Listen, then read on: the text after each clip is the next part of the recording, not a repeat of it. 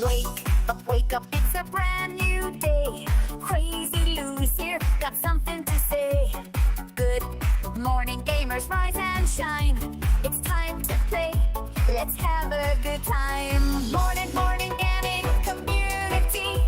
With Crazy Lou, it's a world of unity. Upbeat and lively, we're feeling so free. In the world of games, we're just meant to be. Grab coming and eat a scene. Crazy Lou is ready, it's a gaming scene. Fernie's trading through the word skin. All recent gaming go, breaks it A top mean. Good morning, coming moving. It's a world of unity. Upbeat and lively, we're feeling so free. Initiating launch sequence.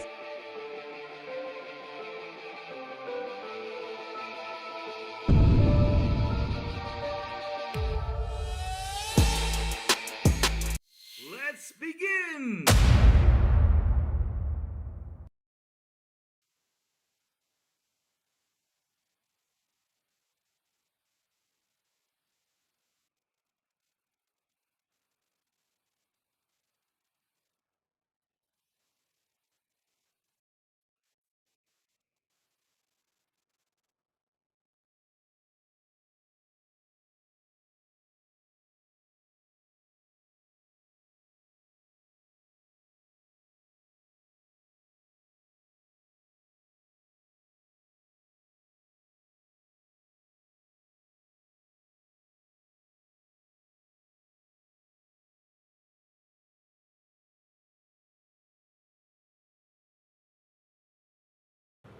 Okay, I keep forgetting this. Every time the cleaning lady comes by, she pulls on the cable sometimes, and I keep forgetting to check for the cables. Sorry, chat.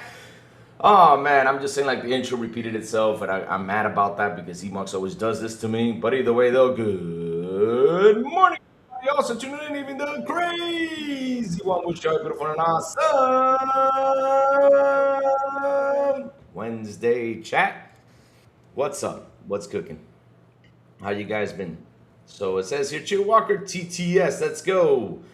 Feel what is it? Flexa Kaj. Good morning. If Fable and Halo goes to PlayStation, my full support will very weak for Xbox as a fan. Okay. And I will really, if not, support the other Helix since of the latest. I'm a long fan of Xbox, losing interest of why Halo and Fable needs to on the other platform. Why? That's what Xbox is Gears of War and Fable and Halo. Have you ever seen Nintendo, Mario, or Zelda, or on any other console? Okay. Look. Listen. I do not know. Now I'm being serious. I do not know what contractual agreements while Phil Spencer and Sarah were there that they made in order to bring these games over there. I don't know. And I'm being serious about it. I don't know. I don't know what was said. I don't know what was written. I don't know why they cannot pull back on that. But here's the thing, though. People, like right now, because you know what? We're going to play the Fortune magazine interview right here. We're going to play it and we're going to be discussing it while she talks. Because people right now out there are literally like throwing things out there. I'm like, didn't you watch the whole interview and everything what she said? Like they took that one small part of the interview and decided to spin it around and try to make some damage for nothing. Because it seems like they didn't listen to the interview. Like to bring back exclusives, like in order for me to keep on bringing more exclusives, we got to get the business healthy. They did not understand what she meant by that, though. I'm like, seriously, you guys did not understand what she meant by that? And now they're trying to spin it around, like saying, like, what happens if it's unhealthy? Are they going to keep on going multi-plat? Like I saw WFCC Tech already doing that. I already saw that out there. I'm not kidding you, chat. It's out there, no joke. They're already saying that. And okay, here it is. All right, yeah. And they're already saying that. They'll throw that shit out there. No joke. And that's why we're going to watch the interview and see what she has to say. But, again, my friend, You guys need to relax. She said in 100 days there's going to be a reset. So my advice is chill out, wait for the 100 days, and let's see what she's going to bring up to the table. All right, so let's see who's here. BB Money B, what's up, Jubei? Good morning. What's up, Jubei? How you doing, man? How you doing? I think the single-player games already announced for the PS5 will be the last of the core Xbox IPs. I agree too. I have a feeling that's how it's going to be. But you know, I don't know what can happen though. Things can change though. Let's see though. Hey, Ted Leopard, good morning. John BullX Booth. I hope you stick to it and don't change strategy within a couple years. Same here. I'm hopefully going to get the funds to start building my first game today. I just need to buy G Develop subscription. All right. Hey, Lamont Davis, good morning. What's up, man? Good morning, Chill Walker. Did I ever say good morning, Chill Walker? I think I did. All right. So emotional damning. Watching King's show. He said Asha wanted to pull Halo and PS5, but couldn't because the game was already in stores. See? There's a lot of speculation to talk about that, like what she wanted to do with the game. Like she wanted to pull back Halo, she wanted to pull back like some big titles, but she couldn't do it. Something was going on that she just couldn't do it. And I don't know, like I said, I don't know what contractual agreements they have. I have not seen it. And so I can't be mad of what Asha's doing or misjudge her what she can can't do, because look, she did it with Gears though. Look how all these dudes were, because Gears of War supposedly, as they say and mentioned, they had a PS5 version out there. And they got pulled back. Now the thing is, we don't know if it's ready. We don't know if it's, gonna go cook. We don't know. Maybe it is, maybe it's not. Or if it's gonna be like Forza Horizon that came out, then like a year later, they're gonna get Gears. I don't know. We don't know. What was the original plan? That part I don't know. But I know the plan right now, what it is that it's console exclusive till further notice. And I think it's going to stay that way. I think it is, and I hope it is. Because the way she talked yesterday, the way she sat in the interview and mentioned some things, it was interesting. It was interesting. Now, the thing is that people got everything that she said. Out of everything she said, they took the number one thing and misinterpreted it like always. I'm sorry, but everyone capping for exclusives better go buy these games or play them in Game Pass. I agree, Safo. I fucking agree. Because seriously, they are complaining too much about it, and literally they are like misunderstanding what the situation is. No joke. Like I said, some people out there already taking this and saying like, oh no, they are switching strategies again. What the heck? I'm like, why? Because she said, in order for me to bring back more exclusives, I want to, make the business more healthier. Didn't you see, like, before she said that, she mentions a lot of stuff before all that stuff. Because I think that was like 10 minutes in or 12 minutes in the interview. But, chat, like I said, we're going to sit here, we're going to watch the interview, and while she talks, we will dissect it. Little by little, because right now, the way media's talking, they're making it sound super bad, everything she said. And I said, no, I'm not going to read from sites. It's crazy. It's crazy how they try to do things, though. But let me go bring it up.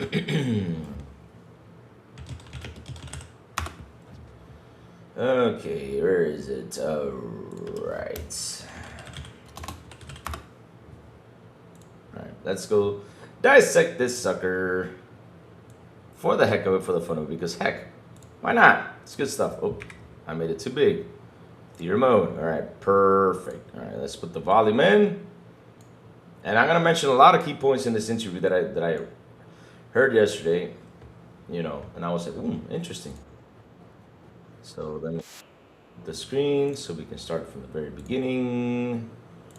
And put the volume up.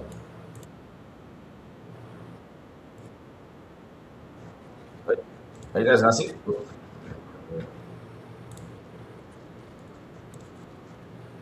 All right. A couple weeks ago, I would have said more than I was expecting, So I want to ask a question of all of you really fast. Who here plays video games? Raise your hand.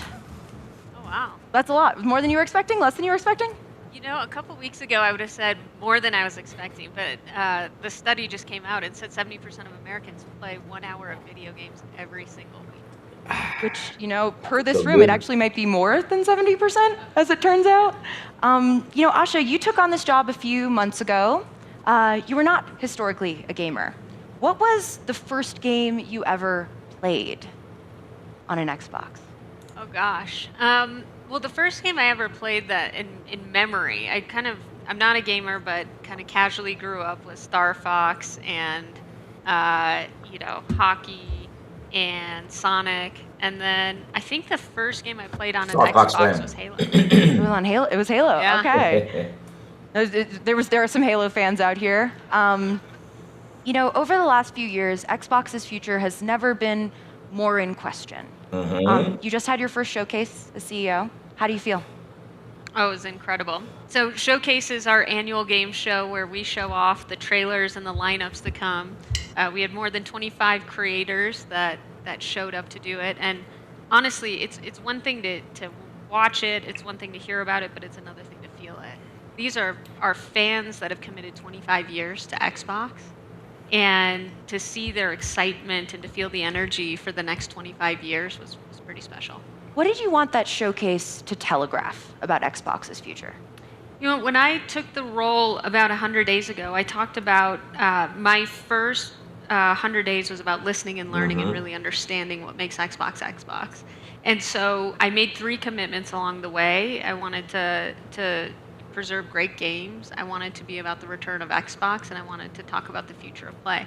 And so it was only fitting that my first showcase, we got to really do that, and we had a lot of great games. We had the return of Xbox with the reintroduction of 2 new exclusives, as well as a new special edition 25th anniversary console. And it was just such a wonderful environment to bring everybody together. Now, one thing about your tenure is that you have killed a lot of things fast. The This Is an Xbox campaign, Copilot, it seems like the mobile store might be in flux. What's the pattern? Look, I think that clarity is kindness. And so as I'm learning, I'm trying to be decisive about the things that we need to invest in, the things we need to prioritize, and the things that don't represent our brand. And we're doing that as fast as we can. There's still seams in that as we go. But it's starting to really create a direction for the team to understand the principles in which we stand for, how we make decisions, to really have all of them follow that same path. Now, this wasn't something you killed, but it was a cut. You did drop prices on Game Pass, longtime Xbox pillar. What went into that decision? Look, I think Game Pass is at the heart of gaming. It's the way that players can access a lot of catalogs, day one content, great experiences with us, and we had raised the prices 50% last year, and we were on the path to seeing a decay in subscribers. And so it had just simply become too unaffordable. And so we adjusted the price for players and the offering as we went through with that. And we're starting to see a return to growth. We're starting to see more subscribers. We're starting to see, more importantly, better retention. And we've got more work to do. So we'll be doing more this summer in order to create more flexible offerings. You guys listen to this? You guys listening to this? Because this area is very important. Look what she said about Game Pass. Game Pass is the heart of gaming. Key point. This is what I said though. This is why we got to listen to the interview in order to understand why this crazy confusion has gone out there about making the business healthy in order to get more exclusives. You know, now they're misinterpreting it, saying like, oh, if it's not healthy, then you know if it's not going to be healthy, there's going to be more multi-platform and stuff like that. I'm like, you did not listen to the interview. Seriously, you didn't. And right now, her key points is to make the business healthy. That's her goal. I mean, this is what's so funny though. They seem not to understand that she's on a track, and what she has done before is trying to make the business healthy. How do we know this? I mean, we just saw that in the UK that Xboxes went up 12% in sales because of Forza Horizon. As Christopher Drink said, and like I said, it's not only because of Forza Horizon, because there was a lot of marketing put into the console with Forza Horizon. That was the weapon. Marketing is key. And like I said, she is looking for ways to make it healthy. And right here in this very spot that we're seeing this, we're looking into this summer to create more flexible offers to meet all types of players. I mean, she's speaking loud and clear.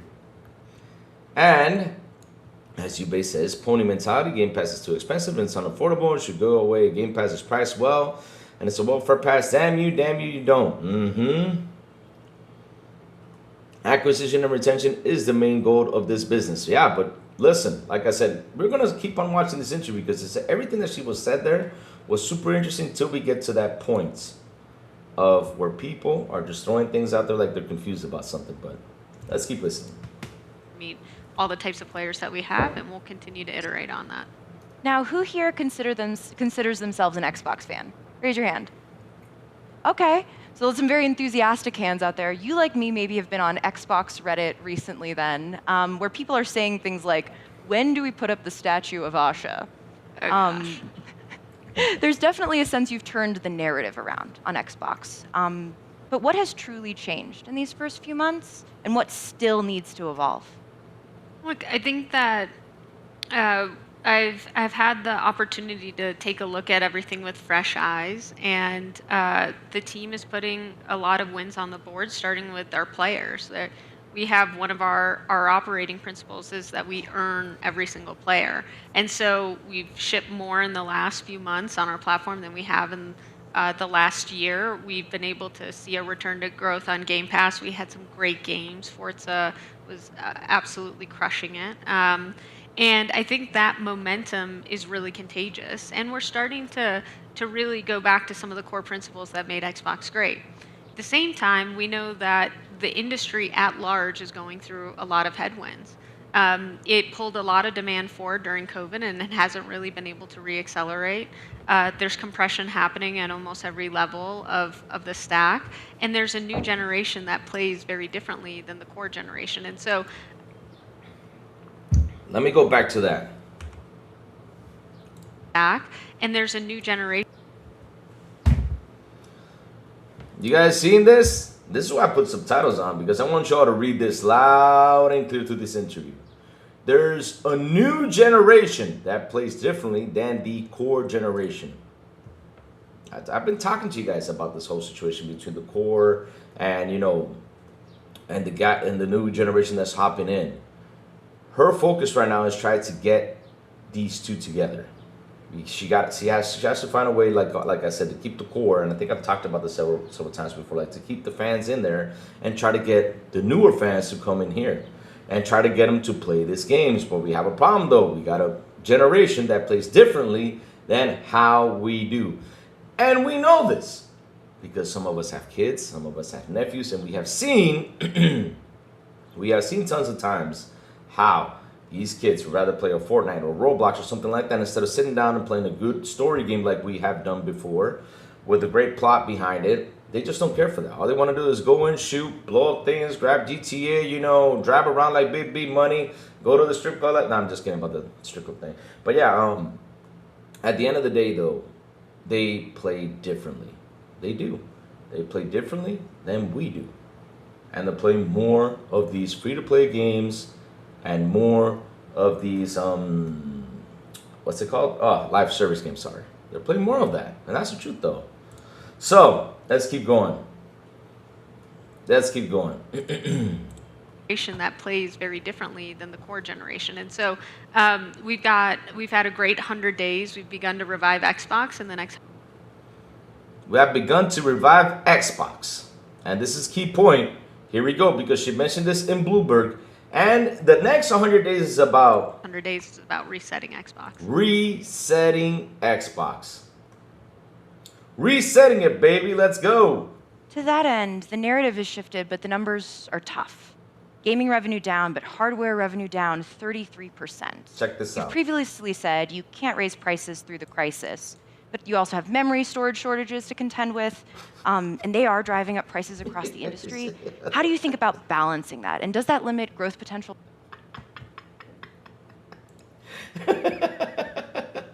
In that cue, chat, give me a second. Let me go get some water. Look what he said. You may come on, man. Oh my God, you may, man, you may, you kill me, you kill me, you may, you kill me, you kill me, you kill me. Let me collect some of these cups, though. Because yesterday night, chat, you know what they did though? Yesterday night, I went bicycle riding and I just literally passed away here yesterday. I was so tired. Be right back. Let me go get some water. Damn.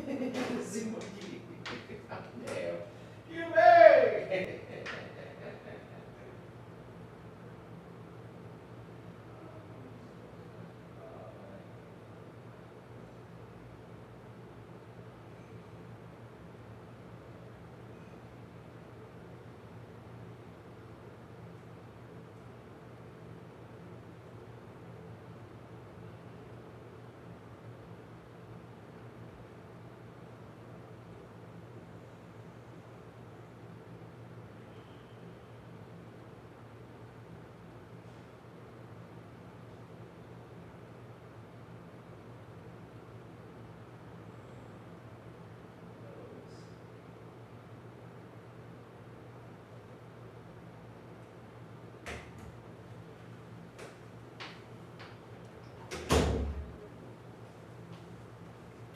Okay. Sorry about that, chat. I'm back now. Now I got some water. Let's keep rolling. Louis, I went to P Lump show last night and got to see Big B Money and Xena. It was wow. What happened? What's the gossip though? Talk to me about it or watch the interview though. Louis usually pulls up at some random late hour. Hold on a second. I told you guys last night go to bed, and you guys were still at it at 1:30 in the morning. I mean, bro. But either way though, let's keep watching the interview though. It's interesting. For consoles. Yeah, look, it's going. How do you storage shortages to contend with? Right, let's go. And they are driving up prices across the industry. How do you think about balancing that? And does that limit growth potential for consoles? Yeah, look, it's going to. In all of these spaces, there are no silver bullets.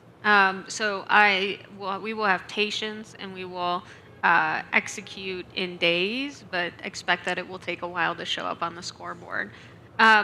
Look, on hardware, we are in a crisis right now. The entire industry is. There's a shortage of memory and storage, and the costs are exponential.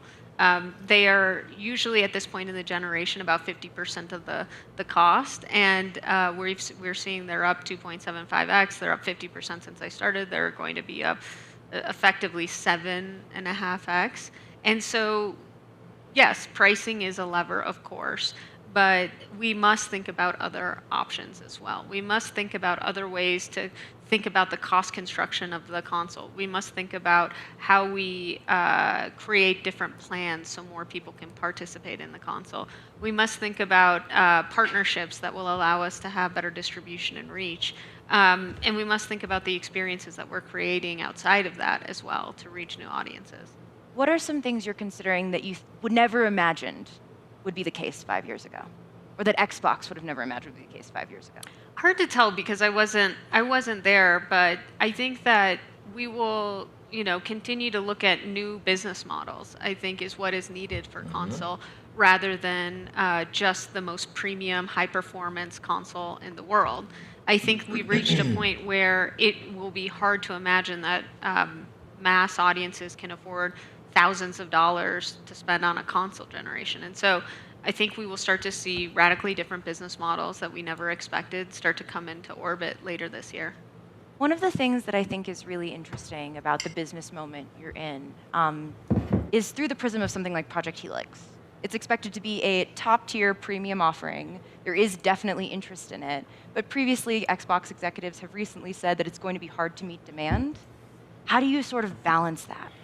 Yeah, well, we're having a hard time now. There's more demand than there is supply for our Gen 9 console. And I suspect the same will be there with For we're having Okay, And so let's how see do you though. expect This is it to key be point a right here. top-tier premium offering? Another There is key point of the definitely interest interview. in it, but previously Xbox executives have recently said that it's going to be hard to meet demand. How do you sort of balance that? Look at this. Yeah, well, we're having a hard time now. There's more demand than there is supply for. Oh, what happened? Oh, what has happened though? Kind of weird though. Now there's more demand for the Xbox Series consoles? Huh.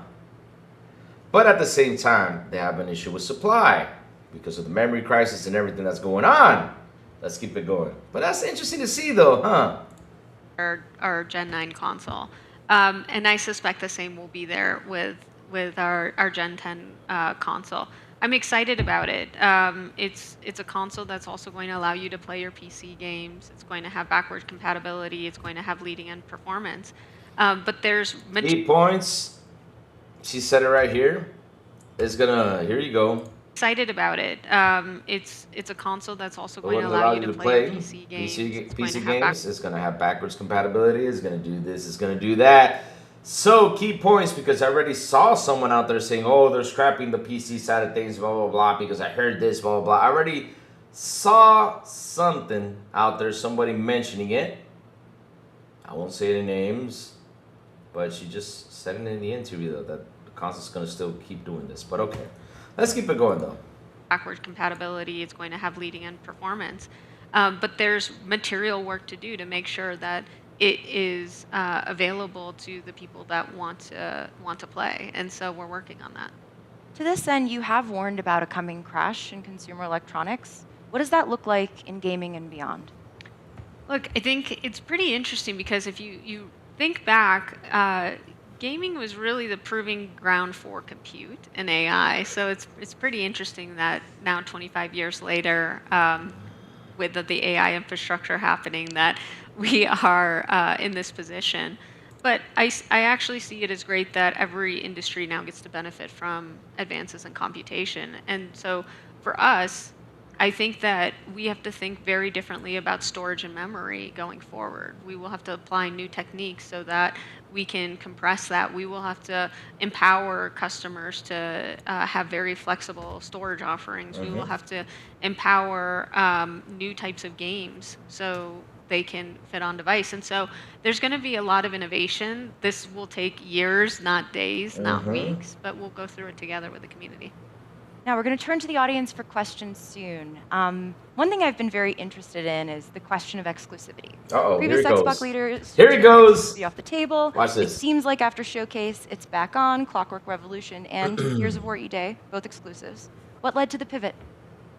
Look, I think that we are the #2 publisher in the world, and when you do that, you want your games to be everywhere. You're stronger when the world plays with you. At the same time, we are increasingly becoming more of a platform, and it's hard to find examples of platforms out there that don't have exclusive services and content. And so this is a journey for us. Our business isn't particularly healthy, as you noticed, or as you noted, and so we're starting by introducing 1 to 2 signature exclusives. And as the business is healthy, we will look to try and do more. Wow. You hear what she said, right? Right there.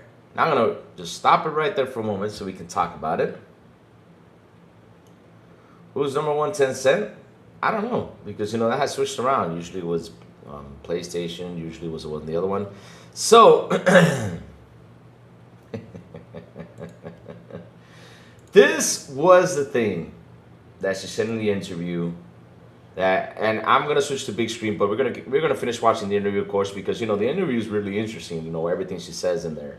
But this was the area where everybody was out there like saying as this business is healthy, like she made it sound like that there's more to come. But here's the problem though. You guys did not even talk about what she said in throughout the whole interview. And the last 10 minutes and 30 seconds before she mentioned this, she literally talked about how things are at Xbox. What are the things we gotta do? What are the things we gotta fix? What are the things we gotta do to make it healthy? And all she talked about was how to make the business healthy. What is she going to do? Where is she going to go? How is she in the next 100 days that are coming by? What are some of the plans she mentions, right? She said in the next 100 days, basically, we're going to look for some more ways to get more players into Game Pass. She did say that. She mentioned it over there when they were talking about the Game Pass situation. That even though she lowered the cost, they're looking for more different ways, to get more people over here to Game Pass. So that's there. She did mention that. That's one. And two, key components. She also mentioned it in the Bloomberg interview. She also mentions it right here, right now. They are looking for ways to try to bring the cost down when it comes down to this console. They are looking for all the ways, even though she's literally said, okay, memory RAM price, they're up by 2x, then it's going to be up by 7x, blah, blah, blah. She literally is saying, look, we're looking for ways to bring the cost down. And I think, and this is just me, just throwing theory talk out there, in the next 100 days, right, we're probably going to see the Helix be announced. Probably going to see that, probably be announced. They're probably going to show us the Helix, see what it is, see what it does, probably that's going to come around. But in current gen, though, I feel like something's going to happen. I feel like she found a key thing to bring the consoles down. Like I said, take this as a grain of salt, because I'm just saying in theory talk for what it seems or what it sounds to me from the whole interview. But like I said, the only way we will know is in the next 100 days once she hits that reset button, which, interesting enough, like I said, we did the math yesterday. I sat here and explained to you guys the math. She said that in June 5th. She says in the next 100 days. And if you sit there and do the math, basically it lands around towards the end of September, beginning of October. So that right then and there, we will know what she meant by resetting Xbox. So, let's go right here. Dan Lazaro, 1435 with the $5 super chat. He says, increasingly becoming more of a platform. Microsoft didn't view Xbox as a platform since when? That's been the problem the whole time. Fire Satya, he says. Because look, here's the thing though. Me and Pluma discussed this several times, behind the scenes though. Me and him sat down, discussed this several times about why does she keep on saying like becoming a platform when Xbox has already been a platform? I said, Plume, maybe it's because, since they went the third-party route, decided to turn into a publisher and not focus on the console platform itself and just left the platform out there alone. I mean, Plume was like, maybe you're right about that. I say, hey, maybe that's what she means by that. It's trying to make the box come back to its roots and become the platform it was, But yeah, you're right. I mean, Dan Lazaro, we had a problem in the last 2 years. Like, ever since the ABK deal went through, like, there was some changes. Like, what is happening over here? What's going on? It's only 4 games. Then all of a sudden, we started to see pretty much everything go. We saw Starfield go. We saw a bunch of things that were going over there. Like, what? It got kind of weird out there. Didn't make sense. But here we are now. Now we're right here watching Asha Sharma, go ahead and talk and speak everything that's going on with the Xbox. They did talk about, like I said and mentioned earlier, they're looking for ways to try to bring the cost down. And the thing is, we will know all about this in the next 100 days. Now, what I don't get is why the media outlets are making it sound like they can flip-flop again because of the comments you just said. I mean, there's 10 minutes and 30 seconds explaining on what is she trying to do to make the business healthy. And it says right there, loud and clear, she's saying it loud and clear, I'm doing everything in my power to make it healthy. Hey, King Incel himself. What's up, man? Good morning. Good morning. How you doing? If you're new to the channel, please hit the like button. Please hit the subscribe button and also hit that bell. So let's continue on with the interview. Let's finish this up. I know we're going to listen to the questions, for Asha. And after that, we're just going to see what the heck everybody is saying out there and just, sit here and have some fun like we always do, huh? So let's go. Questions for Asha. from the audience. Oh, we have a lot of hands. Okay. Hello, in the front here. Your name and who you're with. Oh, we have so many questions for you. Wow, everybody's got questions though. Hi, Kathy Hackle, CEO of Future Dynamics. I've got a question for you around world models and kind of the role that gaming plays. You've got, for example, Roblox introducing Roblox Reality, going into video world models. How is Xbox going to start to use the infrastructure of gaming to power the future of AI? Yeah, great question. So just in terms of a priority set for me, I'm very much focused on core before more. At the same time, kind of going back to what I said, AI has always been part of gaming, right? The GPU wasn't invented for researchers to train neural nets. It was invented for, better spaceships and dragons and better frame rates. And so in many ways, I think that gaming will continue to lead the way on a lot of this technology. Look, coming from the AI world before this, a bit of a different point of view. I don't believe world models will replace AAA games. I believe that AI can certainly invent a new genre of games, but they're just going to be different. If you think about GitHub Copilot or Codex or Claude Code, you can maybe single shot a vampire survivor game because the parameters are pretty defined and understood. But when it comes to economies and matchmaking and social dynamics, this is a systems problem, not a content problem. And in my first 100 days, I've really come to appreciate the depth and the complexity of art. And so I think AI will be really important in production pipelines and prototyping and things like that. I think it will be really important for new forms of content that come up. But I don't necessarily see world models being the replacement for 50 to 80 hours of gameplay in a really complex universe that gets created in AAA. A quick follow, AI slop in gaming. How do you keep it off your platform? Uh-oh. I think we just have to be really principled. I think there's this misnomers that the gaming industry hates AI. I actually believe that's absolutely not true. I think that they have demanded the industry to push computation forward. They've always been at the frontier. Real-time networking, online infrastructure. It's all started with gaming. And I think that because of that, they're just very protective of adding technology for technology's sake. We have to solve a problem. And so anything that we will do will be to solve a problem, to solve a developer problem, to solve a player problem, not to just paint it all over the experience. Other questions for Asha? Oh man, we have so many hands. Okay. All right, we have a question right over let's here. Ask him.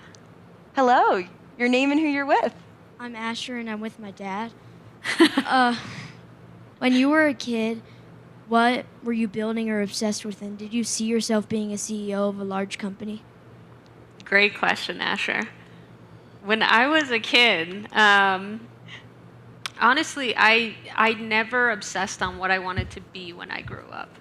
I only obsessed on what I wanted to do, whether it was selling coupon books or putting on concerts so I could raise money, so I could have my lunch money, whether it was being the best at taking out the trash at the park that I worked at. I just tried to obsess on being great at what I was doing so I could earn the next job. And I think it's really special to be the CEO of Xbox. It's beyond my wildest dreams. Other questions? We have time for one more.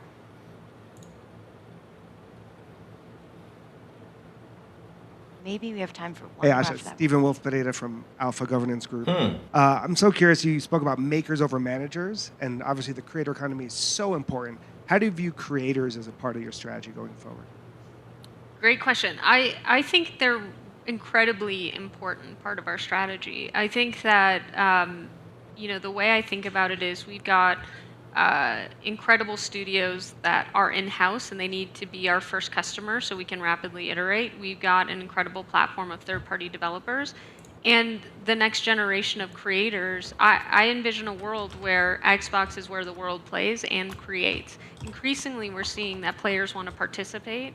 And so we need to open up our platform and have the tools for customization and extensions and all of those things, and maybe even in game creation as well, amateur game creation. So I think there's a ton of opportunity. If you look at kind of gaming akin to entertainment, the top two box office hits right now are from YouTubers. And so I think that this is a special space. I think the more types of creations will bring more types of players.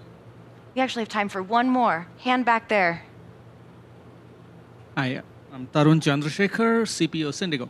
So you have 50 million plus active devices running Xbox today with increasingly better silicon, right? A lot of the framework we've had so far is about how does AI get into gaming. But my question is, how does Xbox get into AI? Okay. You have edge computing, you have Microsoft building the largest AI infrastructure. And if I was to expand the idea of gaming, this is the biggest time we're thinking where, when we were 30 years ago, we were all building PCs and starting to write our own code and writing our own learning programming. It's that world today when it comes to local inferences, right? I can tell you a number of us here have probably gone and built a new RTX 5090 box, not to game, but to actually run a local Gemma 14 billion parameter.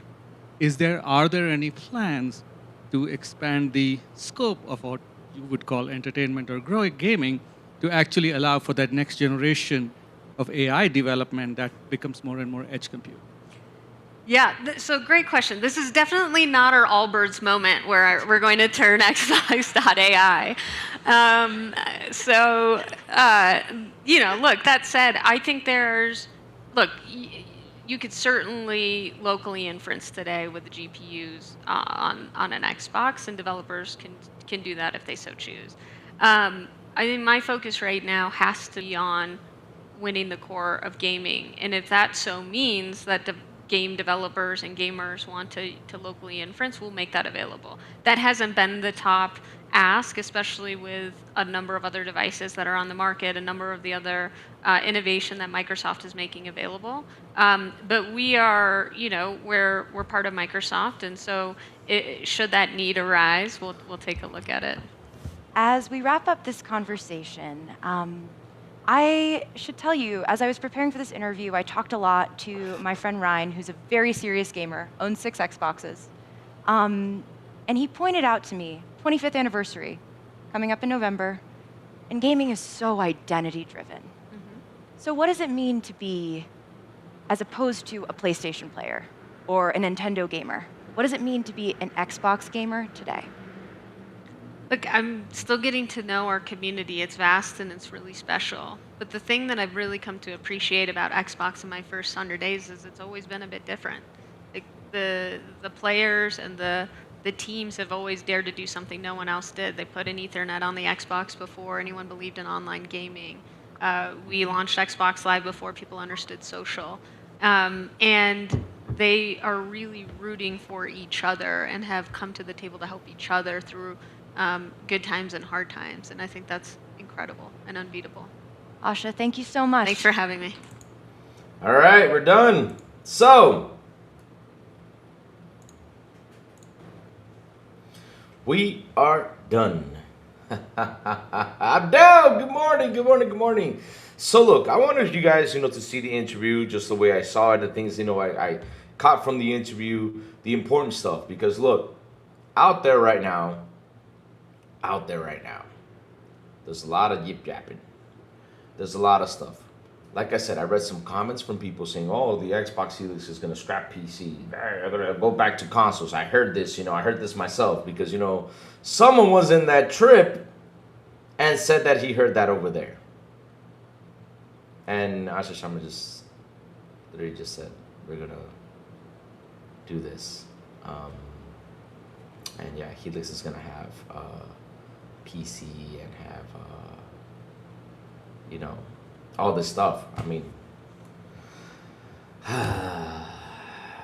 you gotta love social media, chat. You gotta love social media. So, like I said though, 10 minutes and 30 seconds before, she literally explained how the Xbox business is doing, what are the plans, to try to make it grow, what are the plans, that's happening, what am I going to do, to attract more people in here, like to bring more people, to our system or into our platform or to be part of the ecosystem and all that stuff. I mean, she's literally looking at partners. She's literally looking for ways to make the brand grow. So the question is, the exclusives. I find it funny that people just focus on the word exclusives. Like without exclusives, the console is dead. Without exclusives, the console is this. Without exclusives, the console is that. Look, listen. Let me tell you something. She said something in there really important. There's a new generation of gamers that play differently than the core generation of gamers. If you guys do not sit down and understand what's going on, because that's like the loudest and clearest thing I've seen from a CEO, come out. I don't know if Phil Spencer said it before. I don't know who else said it. But here's the thing, though. She did only say that it will play PC games, not have access to all PC storefronts. That's another one, too. These girls never played a video game. And your point with that, because you know what's so funny? You guys think that if a CEO does not play video games, it's a problem. Yeah, go ask the CEO of Take-Two if he plays video games. He literally said it loud and clear, I do not play games. He has never sat down and played any games. So you listen to the CEO of Take-Two, why can't you listen to Asha? And the CEO of Take-Two, shit, he's got the biggest video game of all time in there. But all right, you guys know more than anything. Okay, yeah. All right, let's keep it going. I back had to drop off something important, but I'm here. But damn, interview's still going on. That interview's over though. My point is, we can make a better plan than they do. Here's the thing though, Tam. This is not an easy thing. She just got into it. She has 100 days into Xbox, and she has done already tons of major changes. She made Xbox be the only company to drop prices when it came down to the service, and comparing it to everyone else, everyone is price hiking. So she is looking for ways to try to make the business healthy. It's not gonna be an easy feat.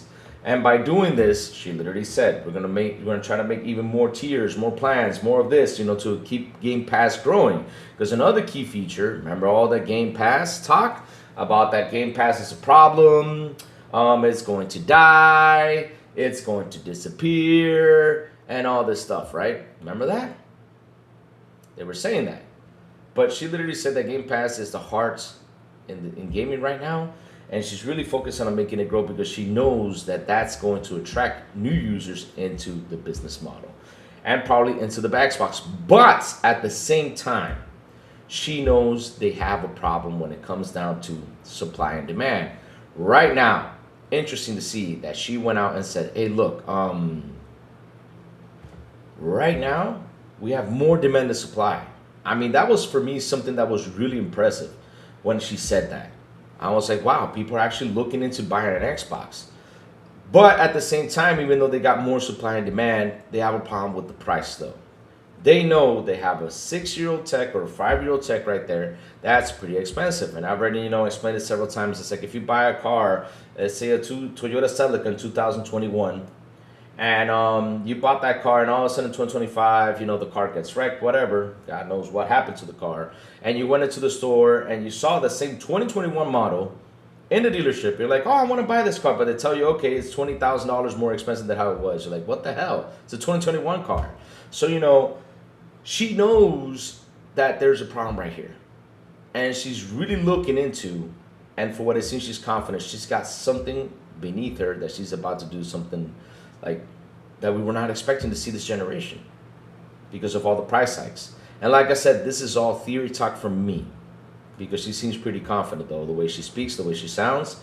But at the end of the day, I will not know if it's actually true what I'm saying until I see it after the 100 days go by, which I think that's going to happen in the 100 days though, to be honest. I think in 100 days, she's going to come by and she's going to say, look, we're reducing the prices of the console. Boom. I think she's going to do something like that. I have a feeling that she will right before Gears of War comes out, right before, who else? Gears of War comes out and GTA 6, because that will be key. But she needs to have supply out there so people can go pick up the box. And to be honest, though, it's interesting to see that people are demanding for it, though. So, yeah.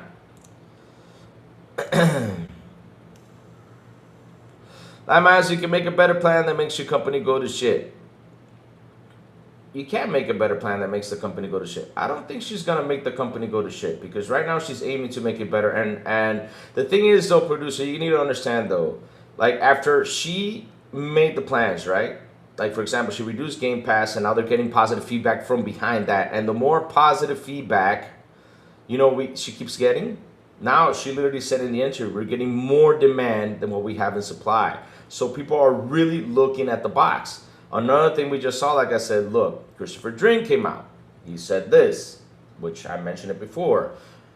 Xbox sold 12% more on the UK because of Forza, which I said it was just not only Forza, it was the marketing behind Forza that helped people, hey, look, we're here, come buy the box, this is where Forza lives, come get it. It was the marketing behind it that really pushed the sales, though. So if they keep on going the way they are, as of this moment, and keep on bringing back that positive feedback, because look, what has been the negative feedback behind Xbox these days? What has it been? The logos? That's a negative feedback? Okay. Another negative feedback was the Halo trailer that was supposed to be in the state of play, which I'm impressed that wasn't on there. I was really impressed because I just said, no, we're not putting that trailer over there. Fuck it. They're not going to have it. We're going to put it in our Halo channel. Whoa. I mean, for me, that was really impressive that she did. Not only that, Gears of War is now a exclusive content for the Xbox. We have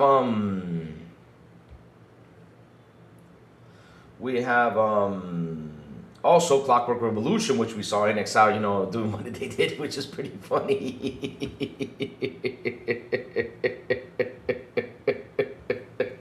Oh man, I mean, it's beautiful. It's beautiful. Seriously, it's beautiful what she's doing out there, and I'm really enjoying it though. I'm really enjoying it. Like, no joke, even though Fable's going over there, Halo's going over there, I get that, we don't want these titles to go over there, but at this moment though, she cannot pull back on those things. She just can't. Because there's already a contractual agreement. Like I said, I don't know what the contract says. I don't know what Sony wrote in there. And man, we don't know. We just don't know. We probably will never know what was put in there. We just don't. So it's me, the Broke Bonus, with a $5 super. He says, PS fanboys say she's lying about Xbox demand. They're proof. I went to my local Walmart and they are on the shelf that doesn't represent the world. I'll tell you what right now is in a supply and demand. That is the PS5. Because they keep tanking on their sales, though. They keep tanking on it. I mean, their sales were down the other day in the UK. Especially UK or European side of things where PlayStation rules. Your sales tanked. That I can tell you is not. They could be in supply, but in demand, it's not. You guys are tanking in sales right now. Hey, it's in the Sorcerer. Good morning, my friend. How are you? How are you? How are you? Ah, man. So, a group of real gamers can read the room better than some corporate. Tim, what's wrong with you?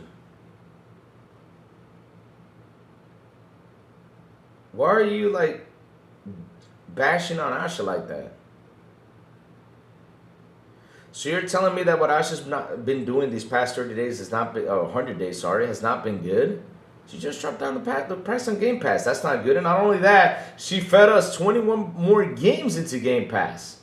We're chubby over here and you're saying she's not doing well? Wow. This is new to me. Now we got someone mad because we got a corporate lady. Wow. Really? Greenbush says, is Helix canceled? No, it's not. No, it's not canceled. No, it's not being canceled. No. The whole Helix conversation is that they're looking to do something to innovate, to do something differently, Louis is the Dominican... No, hell no, I'm not that dude. I swear to God. Hell no. Hell no. I'm not that dude. Because, I don't go out there and fake something. Right? I don't go out there and fake something and be like all these dudes, be like, so the PlayStation Showcase. Xbox going to die. I'm not that type of dude, no. Nah. No. Not like that. Never. I would never be that dude. They're trolling into their SpaghettiOs saying that they can run multi-million dollar companies, dollar divisions, laugh out loud. Yeah, it's hilarious. Because the funny thing is, the one who's mentioning that, I don't see him taking that spot though. He's just here in YouTube chat. Shit. This is Asha. She's ahead of, right now, she's ahead of Xbox. And what she's been doing has been great, of course. We're not going to be happy with some decisions, right? We knew that was going to happen. She just gave us a date. No joke. She said the next 100 days we're resetting. What now? The question is, what does this reset mean? Could it mean we could have console prices being dropped? Could it mean that there's going to be more Game Pass here? Because she did mention that they're looking at to make more tiers out there to bring more people over here. Could it mean that we're going to have the exclusives back 100%? Could it mean that? But the number one thing I see she's really aiming to do is make the business healthy. She's looking at that. And she's really aiming for that. And as of right now, it's been more positive talks about Xbox. Ever since she hopped on, it's more positive talks about Xbox. Even though we have the Xbox green logo popping on the screens, even though we have now quick resume, select the games you want in quick resume, even though we have this, we had that. Those small little things have been positive for the Xbox community, and we are loving every minute of it. Now, like I said, these days, some people were mad about the logos. I get it. Some people were mad about, Halo trailer being shown, PS5 Pro. Bleh. I get that too. Again, I get all that stuff. But we have to give her time, guys. This is not an easy feat. She's only 100 days in. In 100 days, she's not going to be like, oh, I'm Harry Potter. Let me, flick the wand and everything's going to be beautiful now. Damn, I wish I had that power too.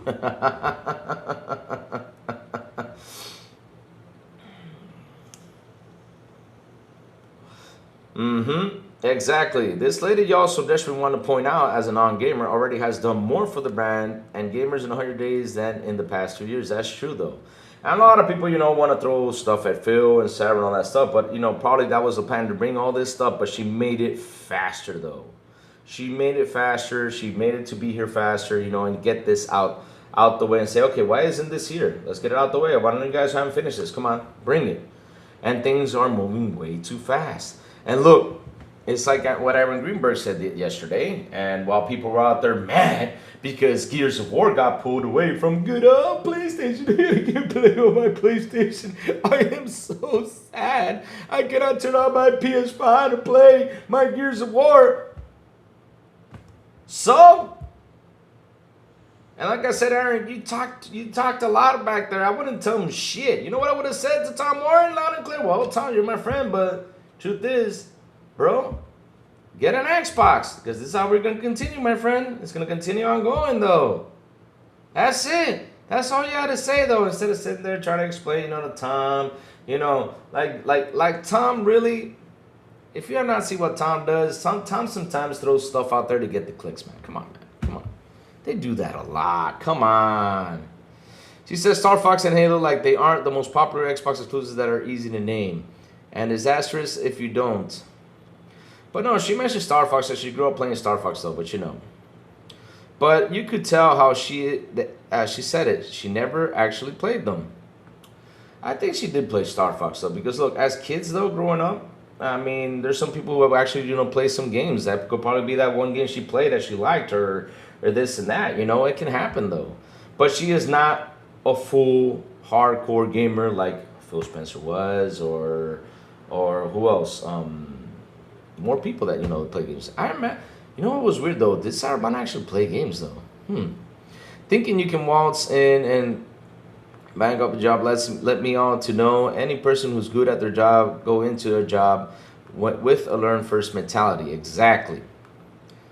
What supplies? It was giving away free Xboxes. Well, why so serious? It's much more easier for you to give 25 Xboxes than you to try to build, or 25, 30, let's say 50 or 100. I don't know how many people were in there, but it's easier to do that than try to ship all these boxes like 100% to other stores, because the problem is, what I mean by supply and demand is that you got stores in there that probably order more than 100 boxes. They probably order 300, 500 boxes, because that's how stores order. They order a big quantity to have in their stores. Atomic, the brand is cosmetic. I don't give her points for that. What do you mean by that? Go back to the part of the games she played and hear the hesitation in her voice, not recollection, hesitation. Okay. Pony Xbox Edition is tougher. Hobo man. A good leader, no matter what level, doesn't have to know everything specifically about the business. They surround themselves with people that do it. Exactly. 100%. She is a woman loon that scares people. Oh, wow. That scares people? Well, sorry about that, though. I have to scare them about that. I mean, shit. PlayStation's lead marketing back in when Sean was a lady, though, and look where PlayStation is today. Thanks to her job and her kicking butt, and thanks to Sean Lady too. I gotta say it. Sorry about that, chat.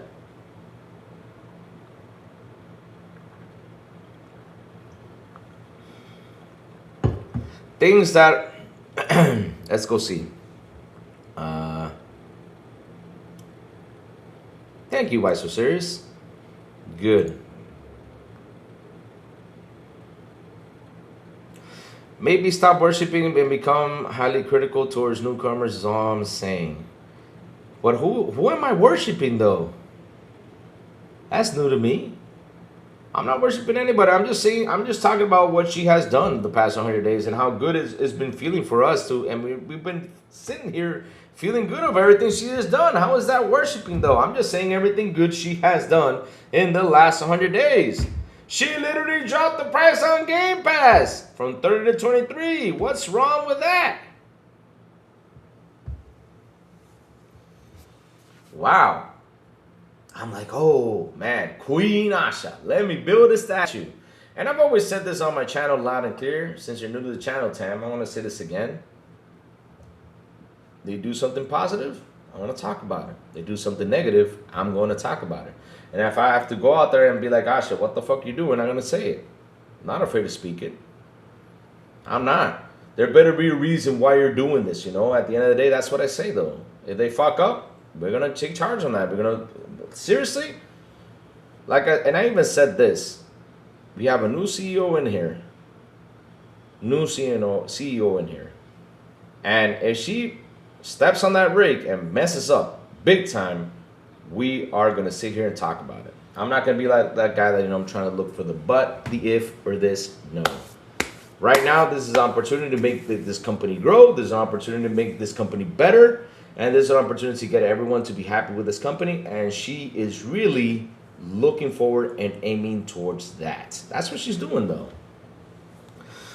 Those small things add up. The quick resume thing is years old and finally is being pulled. Exactly. Without him, we wouldn't have Game Pass at all. And Xbox would have actually died. Yep. That's why I got no problem with Phil Spencer or Sarah, though. I always say this. For me, with Phil and Sarah, it went downhill because I think it was the... how can I say this? It's like, let's go back to WWE days. You guys remember the time when Triple H was champion for like 3 or 4 years? And the belt was only to him, and he literally demolished all these stars. I think that became the Amy, the Hood, and Adela era right there.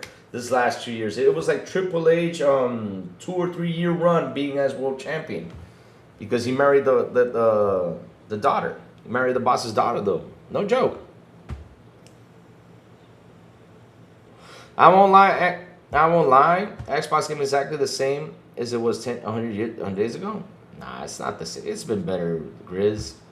It's been better. The thing is that right now you got social media dudes out there trying to make you confused, trying to make you go nuts, and literally just throwing stuff out there that I'm like, what did she say that was so confusing? Like, for example, she said to make the business healthy, to get more exclusive when the business is healthy.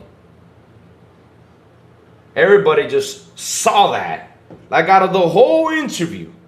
Seriously, like out of the whole interview of everything she said 10 minutes ago is not interesting. The only thing that's interesting to me is the exclusives.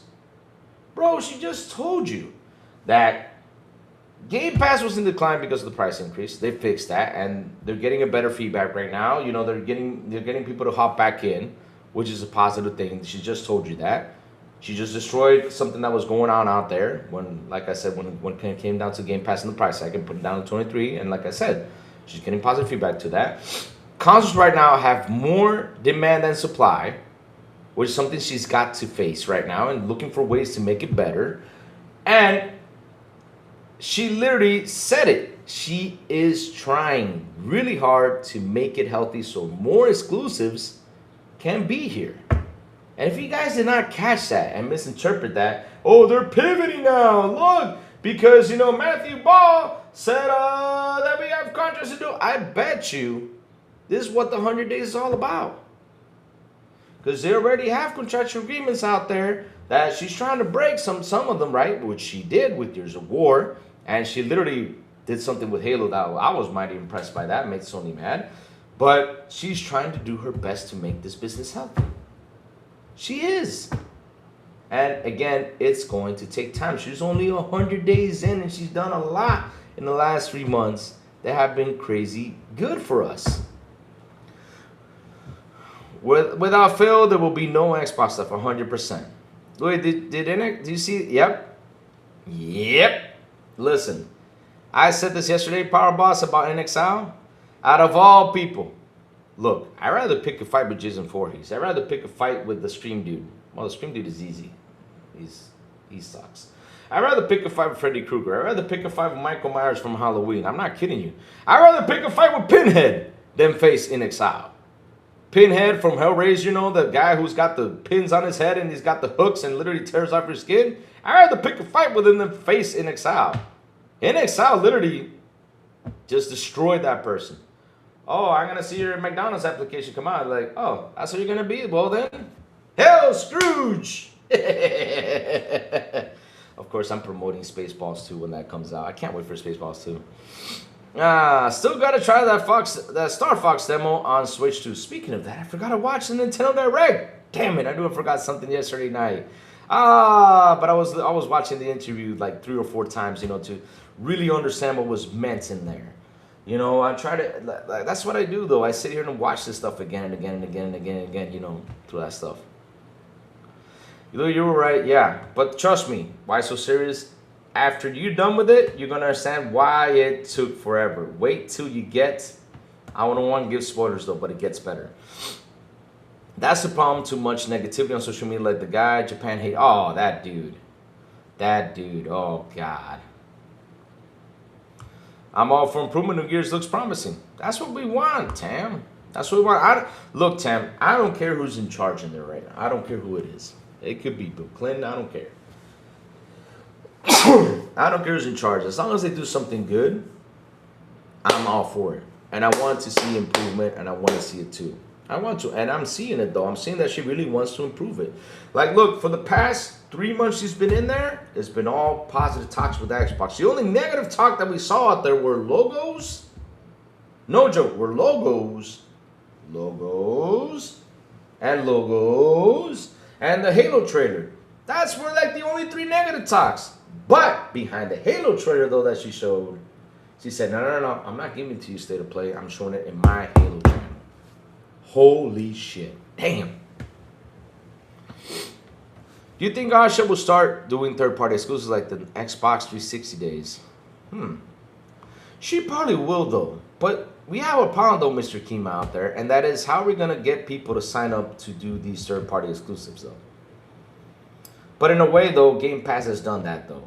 I'd rather, and I'll be honest with you, I'd rather have the privilege of getting a third-party Game Pass day one than getting a third-party game being put on there for us to buy. I'm not kidding you. I'd rather get it on Game Pass. No joke. I'd rather get it on Game Pass. That's the truth, though. Nintendo show was ass. Really? Damn. PS fanboys saying Clockwork won't sell Xboxes. I know I've seen a lot of people more excited for that than any other game coming. That it won't sell Xboxes? Wow. So they actually do think, you know what's so funny? Hey, bro boy, I got a question. Ask them. Let's see how they think though. It's gonna be funny though. Did God of War sell PlayStations? Did Last of Us sell PlayStations? Did Horizon sell PlayStation? Did it? Seriously, did it? I know one thing that helps sell PlayStations.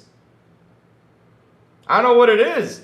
Because they were crying all over the place for that thing, and that was Call of Duty. That was the thing that sold PlayStation. With the exclusive content. That's what it was. So no matter what the fuck they say out there and believe, at the end of the day, the truth is, it was Call of Duty that sold PlayStations. Shoot. Come on, man. Come on.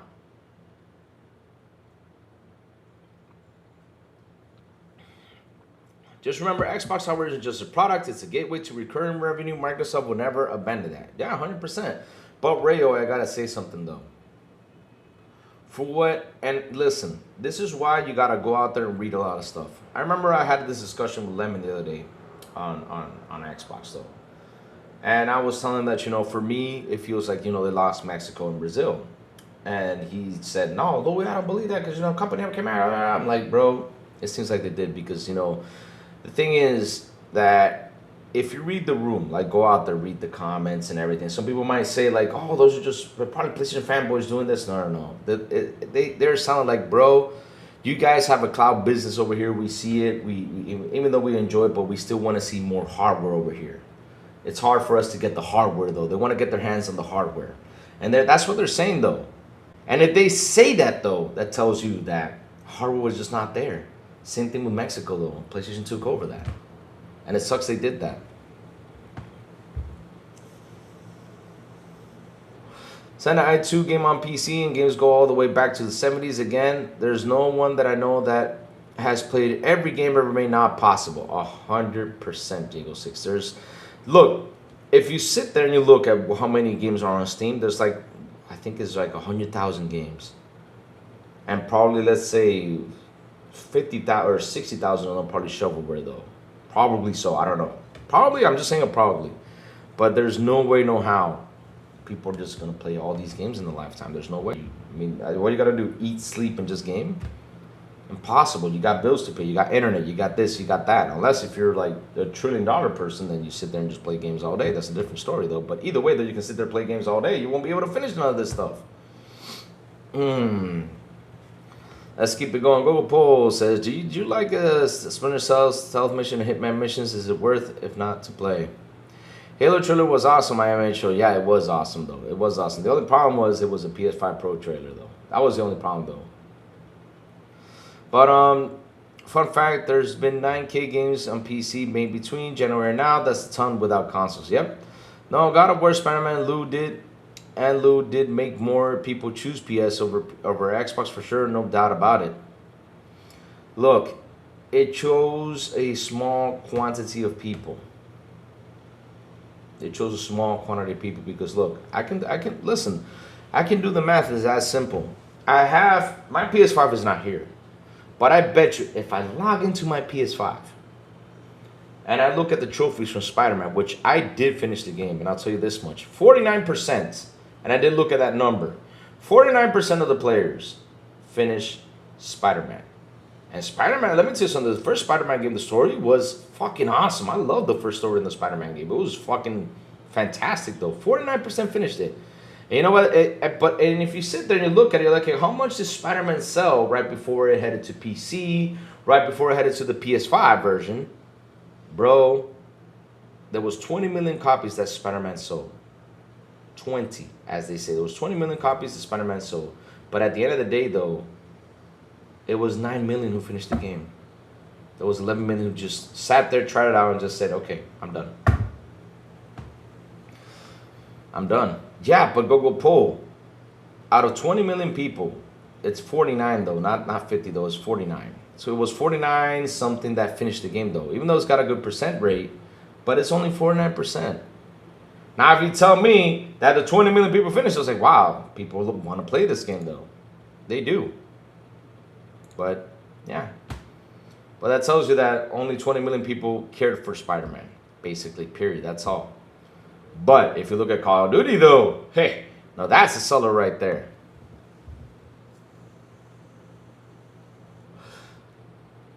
PlayStation had a really good show last week. Though, PS fanboys talked about it for a day or two, and then it was right to Xbox. I think it was more excited for 4 games they had on the show. Here's the thing, though. They were so excited to talk about Xbox because they were expecting to get...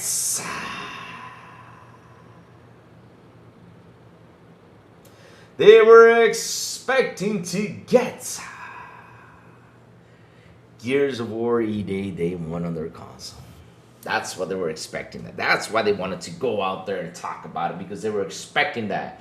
You remember that dude, Grandpa out there? You know what Grandpa did? He said, zoom in, zoom in. He told the camera, zoom in, zoom in, zoom in, zoom in, zoom in, zoom in, zoom in. That's all I heard from his mouth, though. And it's like, we ain't good. We gonna get Gears of War Day over here. Wow, your prediction sucked. Now you look stupid. This is what I learned a long time ago. I learned this a long time ago. Stop being those guys that say, oh, you know, I'm getting this period. No. Be those guys that, you know, that go out there and be like, oh, we're probably gonna get it, and if we probably do get it, we're gonna be eating good. That's all you had to say. But no, you really made it sound like, yes, I'm getting it. You made the camera zoom into you. And the bad part about this, we saw more wrinkles than ever. Man, you go, Grandpa. Damn.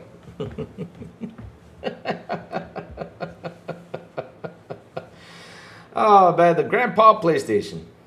There you go. And 5.8 million of the first party, so much for 93 million consoles sold. That's the sad part, though. And like I said, what really pushed the PlayStation to sell was Call of Duty. That's it. That was the number. That was their key seller. Now, I'm not saying that the exclusives did not help. I'm not saying that, though. They did not help. I know some people went out there to buy the console for some exclusives. Because here's what I say, though, all the fucking time. Not everyone is going to play all the exclusives the company throws out there, because if it was true, though, Asha Sharma would not have been 2.5 million. That 40%, if we did the math with 92 million consoles shipped, it would have been 50 million people that would have played the damn game, or 40 million people would have played the damn game, which it didn't happen. It didn't happen. It just did not happen. At least I saw one PS fanboy that actually admitted he was all we getting Gears suck at Xbox after they didn't, was we didn't get wanted anyway. We were just going to use it as console war ammo, which that was the Liza PC, which I don't know who the hell that dude is, but he looking, each day he's gonna fall and step on a big ass rake, and he's gonna get destroyed, just like the Japan hates Xbox dude, which now everybody just ignores and just doesn't care about his ass because of all the bullshit he said. I'm from Japan. And I know Japan hates Xbox, so talk to them.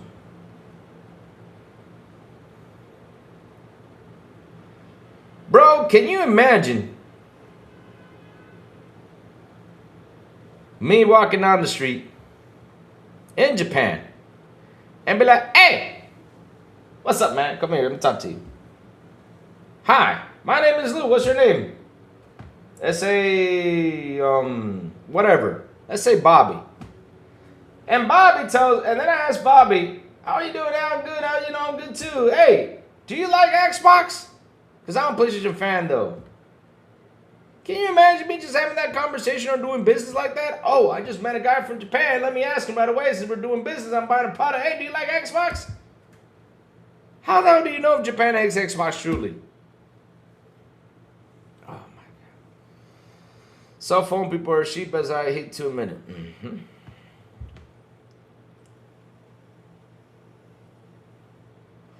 So, like, where PlayStation, Halo, or Starfield, they can't do shit.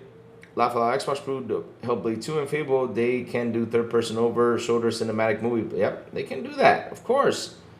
I've not been able to get into Gears past Gears 1. Played Gears 2 and really didn't care for it. Lost interest in the franchise after that. It's cool. You don't have to be interested. I always say this, not everyone is going to love every single game that comes out there. Avowed, I tried it. It was just not for me. It was just not for me, period. I always say that. It was just not for me. Pentiment, not for me. That's cool.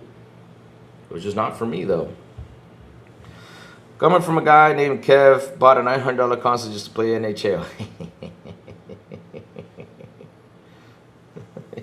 From Japan, even though from Canada. I know, but here's the funny part, though. I know that he probably has some guys, some friends in Japan that play on PlayStation that probably don't like Xbox. Cool. But it's not everyone, though. Yes, like everyone hates it.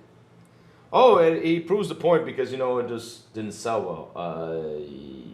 Right. I mean, PlayStation has not been selling well in Japan for years. Nintendo dominates in Japan. You go to Japan, there's Mario this, Mario that, Mario over here. I mean, look, you look in the sky, though, and even though right now in Dominican Republic the sky is blue, but I go to Japan and I bet you that I look up and I'm going to see Super Mario in the sky in Japan. Come on, man.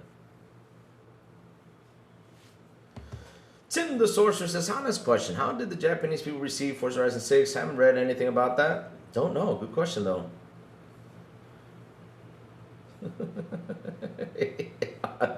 That's that Lazaro with the $2 super. It would take. But the thing is, he's not even a gringo. That's like he's Canadian. That's the thing, though.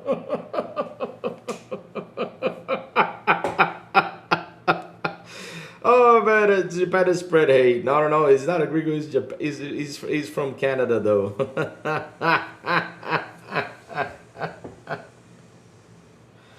Hey now, no, that's a term we still use today here in Dominican, Jubei. They say gringos here, but not gringos like in a mean way though. They just use it like, oh, a gringo, you know, hey, a gringo, because you know they use gringo as to say that he's a person from outside of the country, something like that.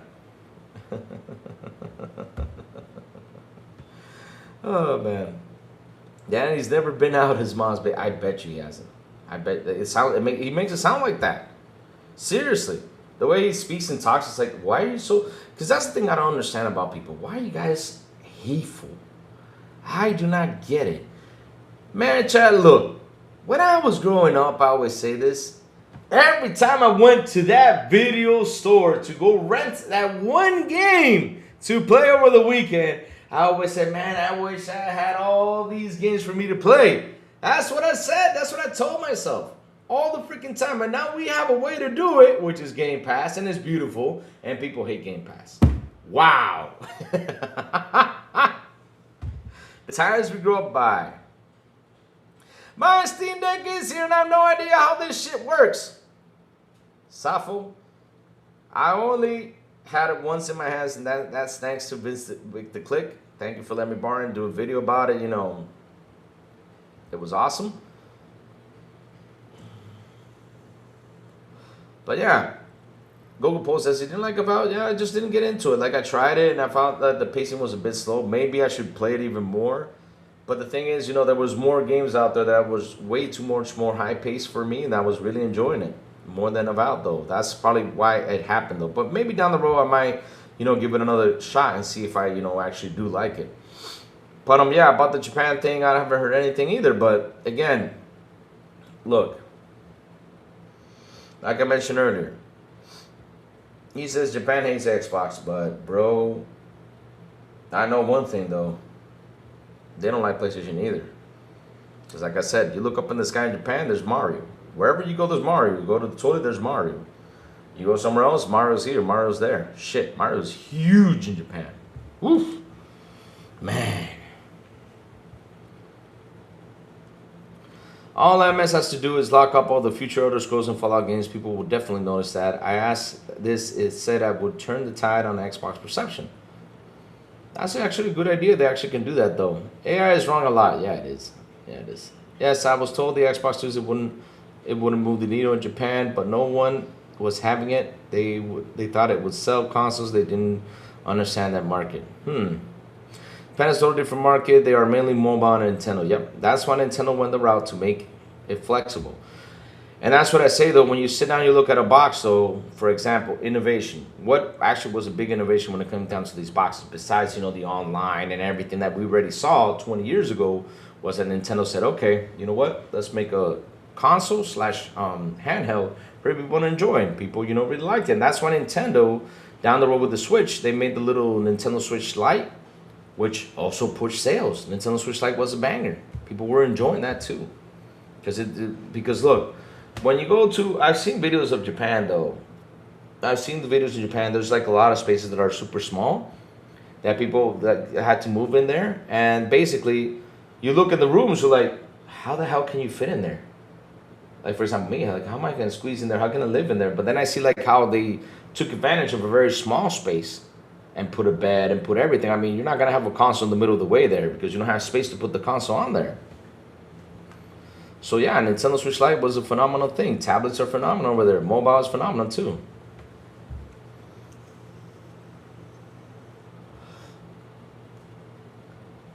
Let me go see though. Let me go find out what happened. Let me see. Did Forza Horizon 6 push console sales in Japan? Not only that, they could actually, well, let me see.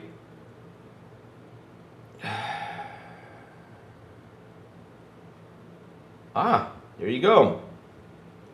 Got an answer for you guys with Japan though. Here, I'm gonna put it right here so you guys can see it though. So this is what it says though.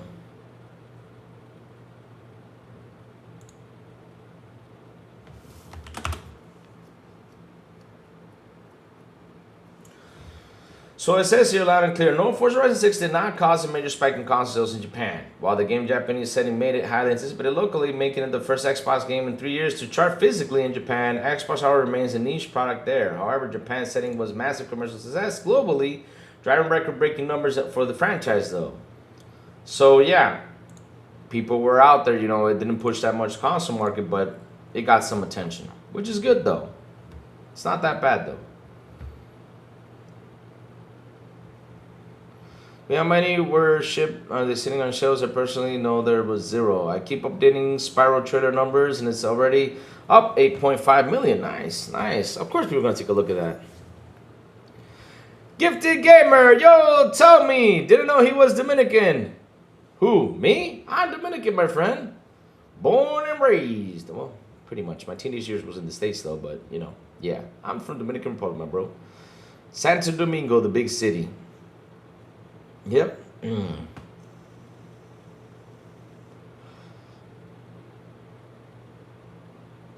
That is still growth, yeah. That is still growth. But the thing is, look, I mentioned it earlier from that interview. She has to fix a lot of stuff. It's not going to be easy. It takes time, chat. I mean, she's 100 days in. We have seen a lot of positive things in Xbox. The negative things were the logos. The negative thing was the Halo trailer. That was the 2 negative things, but we already knew this, We already knew this. The thing is, we were expecting too much too fast from her. And that's the thing, though. I kept it chill because I knew something was going to happen. That she's not going to be able to fix things in 30 days or 100 days. I saw that. She's not going to do that. Seriously, I did. So, what now? But I'll tell you this, though. While everybody was looking at logos, because they wanted to look at them logos. Guess what Louis was looking besides the logos though? He was looking at that little corner. You see that little corner right there? That little corner that had 2 beautiful windows in there that made things interesting. When you saw Xbox Play Anywhere, and what was the next one? Game Pass. For me, the Game Pass logo conversation. Like we saw 21 games in there, maybe totally forget that Halo is going over there, that this is going over here. Literally, I'm being serious though. When I saw that Game Pass shine, we gotta get a Dominican show going, me, you, and Doc. Bring Doc in here. Doc has not been in here in a while though. Where the heck is Doc though? I haven't seen him in a while though. But That was the thing that really intrigued me in that showcase, though. After the conversation about, is Game Pass going to die or are we getting exclusives back? After that conversation we had for like 2 or 3 weeks, we saw that Game Pass shine. And in this interview, she said Game Pass is the heart of gaming. I was like, whoa, that was impressive. You know, that was impressive. But like I said, though, while everybody focused on that, I was focusing on those 2 beautiful logos right there, man. Watching those logos really it just put a smile on my face. I was like, okay, let's do the math. 21 games times 70. Holy smokes, how much am I saving? Ah, so much money.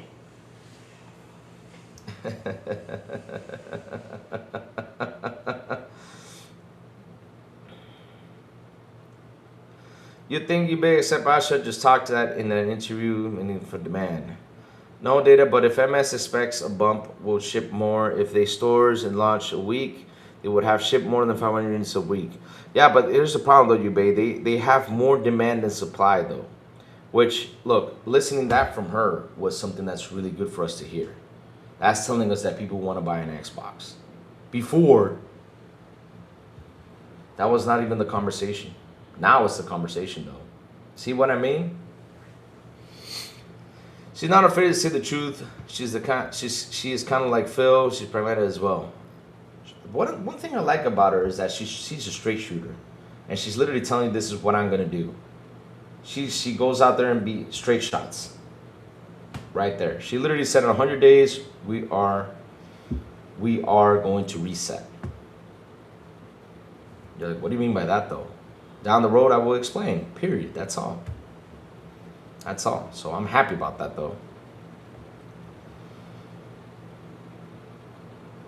For demand in Japan, well, eBay. The thing is, look, for what it seems and what I'm gonna tell you, this is me going into theory talk, right?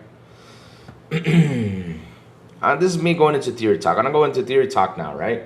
So. For what I've seen out there in the comments that have been made, we have Brazil wanting consoles to come back, right? Because it's been hard for them to find consoles. We have Mexico, which also used to be a big Xbox place, right? They want consoles to come back too, right? They want all that stuff to happen, right? They want it. So what it seems though, they're probably not shipping as much as they should have because there was just not that much demand. Because these guys decided to go the cloud route. That's what they did. I mean, Brazil is basically cloud. And that's what these fans were talking about. Like, hey, man, look, over here you got a good cloud infrastructure, but we want the hardware. We do. So, yeah, it's a problem, though. Forza Horizon 6 sold 2 million Steam alone, and pre-orders, they were 6 million sold copies and 6 more on Game Pass. I'm pretty sure 2 million players, plenty of those were in Japan too. Yeah, there's got to be some people out there. She's definitely smart, and I have some trust in her. But look, here's the thing though. I always tell you guys this. You can talk all you want. I got no problem. Go ahead and talk. I love when you talk. I love when I hear that you're the conversations. I love, to hear what are the plans. I love to hear everything that's going to happen. Now the question is the walk. That's what I always say. Talk the talk, but walk the walk, though. You got to walk. You got to make it walk. And for what it seems, though, as of now, at this very moment, she's been talking and walking and keeping up the pace, which I'm happy with the things she has done. I don't know, Google Poll. I don't know. But it's got to... But if people were asking for that, it seems like it was gone, though. I hope they don't ditch Xbox PC part. No, they're not. They're not going to ditch it. It's still going to be there. For what she said, though, she said in the interview that the Helix going to still play PC games and stuff like that. So I think they're not going to ditch it. I think not. I know some people are throwing that out there, but she just said in the interview, though.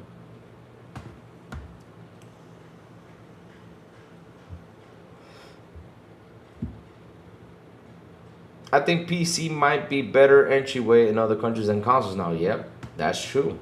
China is big on PC.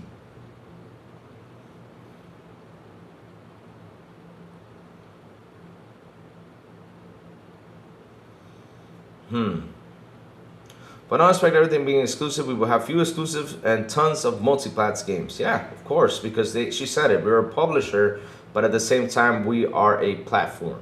You know, so it's, you know, both ways though. JBT says, I know others do, but I don't care about Japan. There has been terrible inventory for demand in other countries. I read about how it doesn't even seem like Xbox is alive in some countries. They don't know exactly. And that's why, you know, Google Poll, when I mentioned like the whole you guys remember I mentioned a lot of marketing and not only marketing, right? I talked a lot about marketing and also marketing. What was the other one thing I always said? Marketing and presence. That's why I talk a lot about that, because a lot of people want to focus on, okay, we want exclusives back. Cool.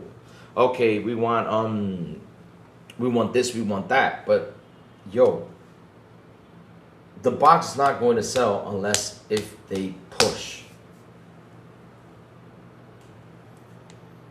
They don't market because it's not even in the market.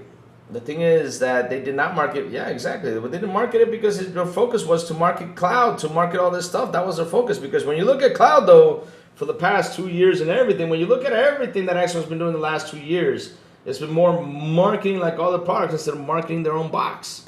That's why. What are the other products? Cloud, PC, and the handheld.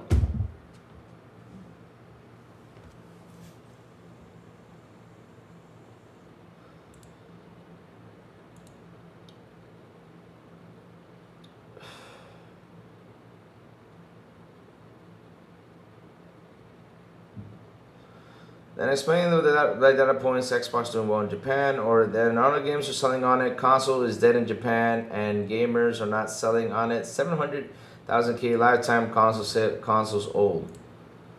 Sold, you mean? Okay, so look again.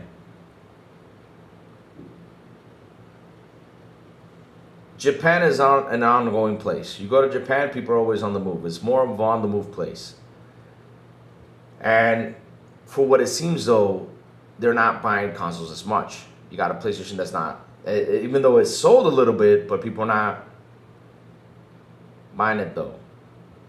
But in Nintendo, though, when you can prove the Xbox just won the 2K consoles in Japan a month, then I'll listen. Well, the thing is, we will not find out that data, though. How many consoles have shipped to Japan from Xbox? All right, let's go look at this data though. Well, it says here, look, let me tell you the total numbers of Japan sold units right here. Across all generations, Xbox has shipped and sold apparently 2.35 million. This is all generations though, not one. This is all. So it says here, while hardware shipment figures specifically aren't published by Microsoft, console sales tracking for Japanese outlet Famitsu highlights lifetime total sales. A breakdown of hardware sold in Japanese markets include the Xbox 360, historical bestseller in the region, which sold 1.6 billion. Original Xbox 473,000. Xbox Series X and S 600,000. Strong current generation performance widely outpacing previous generations, which is true. And last but not least, Xbox One 142,000 units in Japan. So look, let's look at this. How many people play cloud in Japan, play xCloud in the Japanese markets? So it says here, look, check this out. Microsoft does not publicly report exact player numbers or our monthly active users for Xbox Cloud Gaming in the Japanese market. However, industry estimates points to an 11.6% cloud gaming penetration rates in Japan, with total Xbox engagement across console and PC, cloud growing roughly 20% year over year. So the thing is, in Japan though, they're not going to buy the console, but when it comes down to what's it called? When it comes down to cloud gaming, they're actually more into it because again, Japan is more on the go stuff than sitting at home playing consoles though. Louis asks, what is the most popular way of playing games in Japan? On the go. On the go. Japan is always on the go, though. On the go. MS will have payment. You get Game Pass plus Helix for $50 or 20-month contract. MS will have a payment plan. You get Game Pass plus Helix for $50 for 21-month contract. Oh, I wish that would be awesome if they did that, though. Oof. That'd be awesome, though.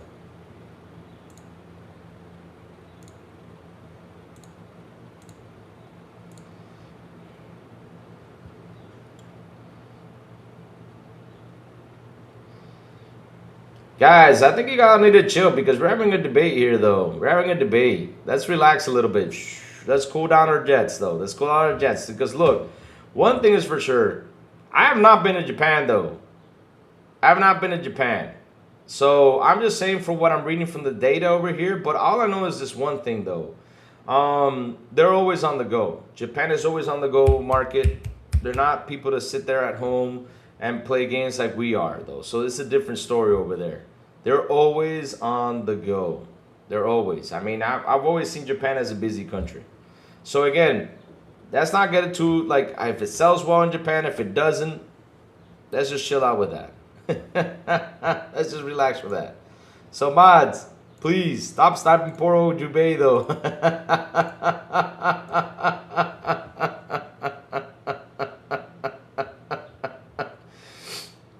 Yeah, you babe, but you know these guys are always on the go, though. They play more on mobile, though. I mean, since, oh my God. I mean, I remember I read one article one day. Let me see if I can find it, though. In Japan, how do people play video games the most? There you go. In Japan, people play video games on the most is mobile devices, smartphones. Mobile gaming is deeply integrated into their daily life, largely because of long daily commutes and on public transit.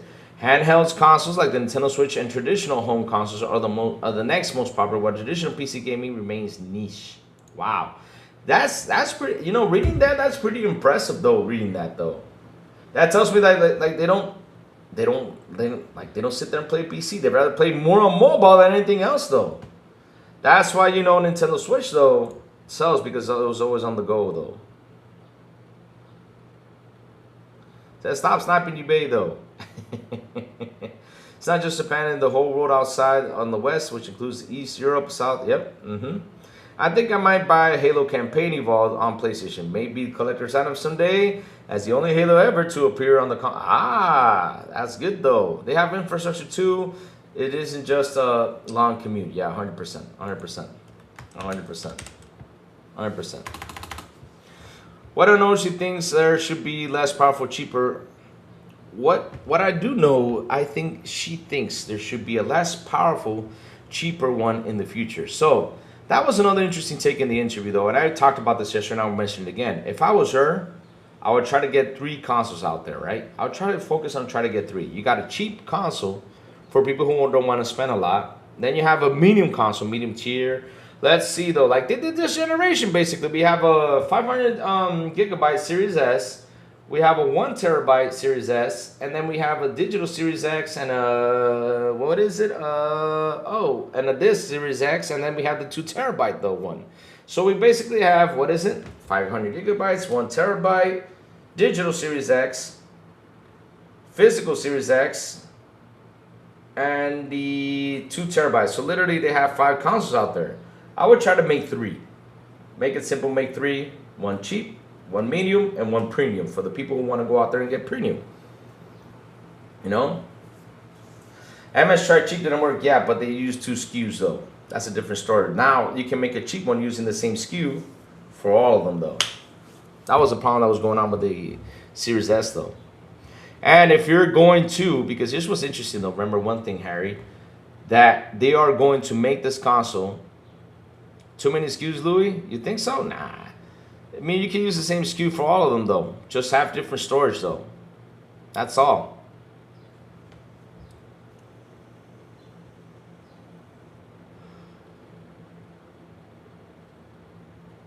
She said the problem is demand is higher than the availability of the parts. Yep, she did say that, though. 100%. But, like I said, I have 3 versions out there. You don't need more than that. But the good part is that everything is going to be in line, though. Everything's going to be in line. It is. Like if you develop for PC, it's going to be easier development cycle for the Xboxes because now they're like looking the way the PC. So once you develop for PCs, like you're basically developing for the Xbox, so it's going to be easier to develop on that box. It's not going to be a separate development thing. Now it's going to be all together. It's going to be simple, easy. Let's go. Throw it out there. No more different SKUs, no more different programs. No. We're going to have everything in the same program. You develop for Windows, it goes over there.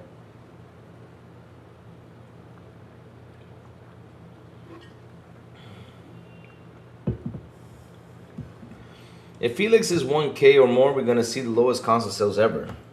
Not really, though, survey. I can counter that, though. Not really, though. Survey, not really. Not really. Because, look, I'll explain this why, though. Let me explain this why. You got a market out there. It's just like PC, though. You got a market out there. You got 5070s, 5080s, 5090s, right? You got three things right here, right? Or I think is there a 5060 or did that quit? I remember there's a 5060 though. But literally you got three or four different graphic cards. Now you decide what you want to buy though. You want to go to 5060s or you want to go 5070s or you want to go 5080s or you want to go 5090s. With the 5090 costs like $3,000. And man, that thing outsold though. Shit, that thing outsold like crazy though. It did. So people are not afraid to spend though. Now the thing is, what do you offer for me to go out there and spend on a premium box though? That's the question. It's like me. I bought a Series X. I went premium. Did not get the Series S, I went premium though. Now if I was only having 1080p TVs, of course I will stick to the 1080 or the regular 4K TV, I will stick to the Series S right there. No joke, I would have said stick to the Series X. So what I did was I bought the console, I upgraded the TV, and now I am enjoying it. I am. But here's the thing though, Bold Alpha Wolf. Again, 1K is a lot. Yes, I agree. It is a lot. For right now, it's a lot. But if you get a new device out there and you do offer something good, then you can say, okay, I'll go pick it up. Now, I'm not saying though, chat, that it should be more than $1,000. I don't know if you understand where I'm going with this though. I'm just saying, have the three options. We need a cheap option, we need a medium option, and we need a powerful option. No matter what, we gotta have a premium. Because the problem is that, and this is the part where people don't seem to throw out there, that if you don't throw that in there, then, oh shit, we're gonna get a PS5 Pro or PS6 Pro out there that's gonna kick everyone's butt and everybody's gonna focus on that. Because remember, power is a narrative that was used in 2014. We don't want that narrative to come back, my friends. Remember Destin? 1080p versus 900p? We don't want that back, my friends. 500 is a lot of majority of parents buying consoles, so this 1K for good prices for PC console. Considering RAM prices in Steam Deck is also 1K now. I will not listen, Sanchez. For old tech, I won't say that's good though. For old tech, for new tech though, that's a different story. But I hope that we don't have a conversation that we have $1,000, $2,000, $3,000 console prices out there. I hope we don't get to that part. I hope we don't, man. I hope we don't. Seriously, I'm counting on Xbox to find a way to figure out for us not to be like shit. We're talking $2,000 consoles here. No. I was just mentioning that even they wanted to produce series consoles that cost more than 2020.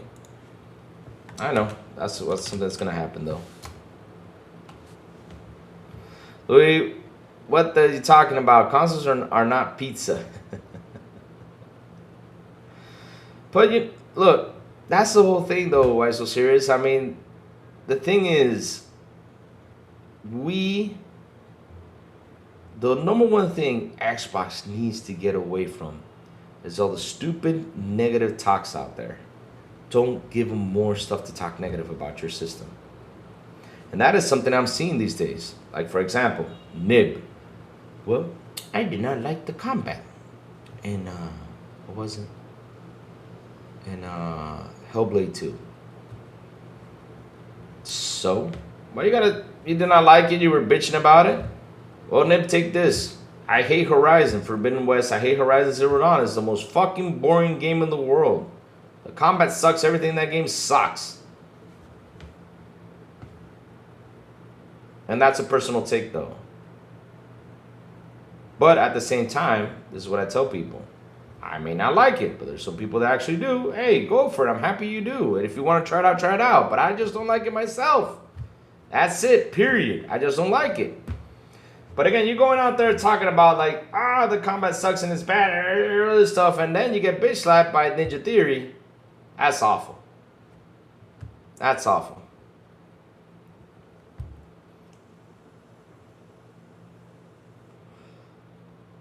Yep, that's true though. Consoles are like a box of chocolates. You never know what you want to get. Exact. These days though, it's just like that though.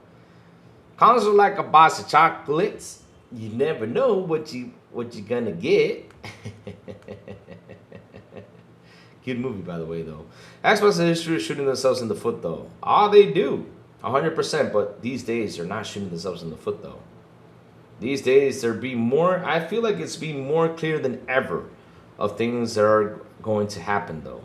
Now, like I said, in the next 100 days, we just have to wait to what comes out of this. But she sounds confident. And she wants to make the business healthy, and that's what she's aiming for. And I know a lot of websites because I already saw this. This is why I put the interview here on earlier. Because, look, this is what happened, though. This is what happened, though. Let me show you one right here that I saw today. Let's go grab it. Where is it?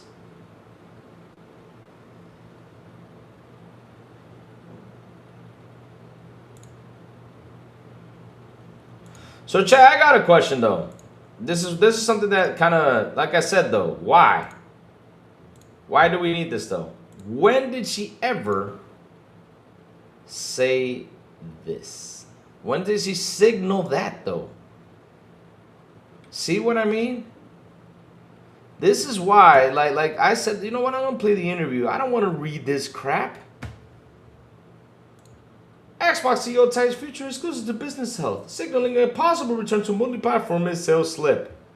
When did she signal this? And the funny thing is, quote unquote, she says, they literally put the quote in here, look, I think we are the #2 publisher in the world, and you want your games to be everywhere. You're strong when the world plays with you. At the same time, we are increasingly become more of a platform, and it's hard to find examples of platforms out there that don't have exclusive services and content. And so this is a journey for us. Our business isn't particularly healthy, as you notice and as you noted. And so we're starting by introducing 1 or 2 signature exclusives, and as the business is healthy, we would try to look to and do more. She literally said that right now the Xbox business is not healthy. And what she's trying to do is make the Xbox business healthy again so we can have more exclusives. How the heck is that a signal that she literally said like, well, if we don't make it healthy, we won't get exclusives anymore? That's my problem though with these sites. They flip too much and lie. Like that's like the biggest lie. That's my problem. They just lie through their teeth like, oh, you know, it's a signal that it can possibly turn multi-platform. When and where did you say that though?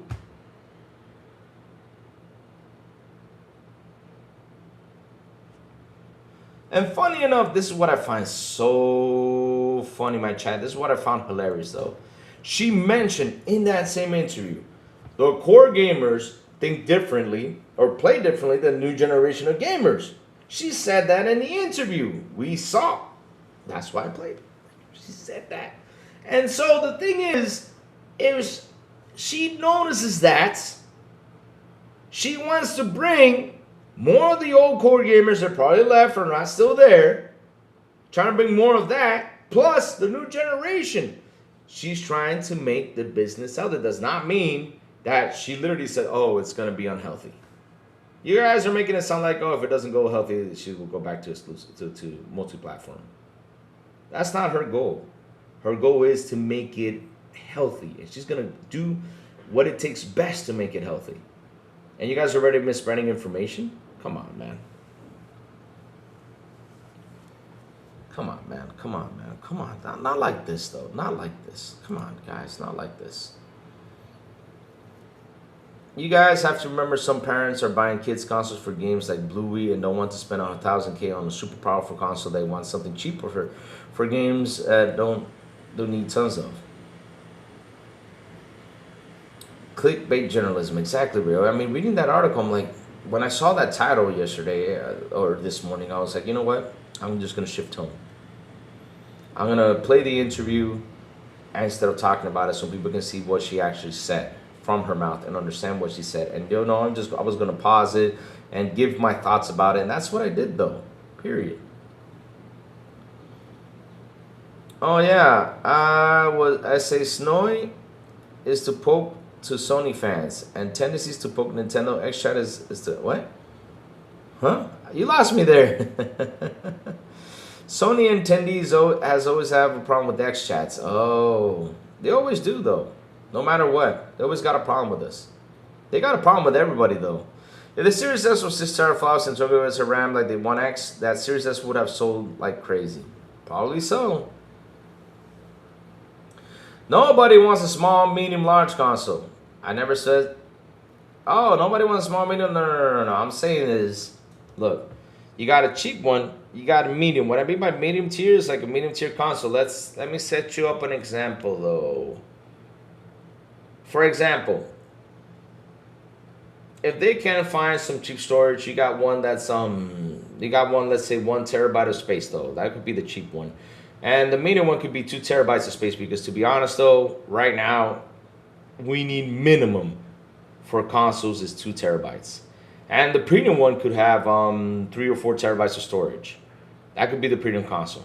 That's what I mean, though, like 3 types of console. Small, medium, and large, just like pizza.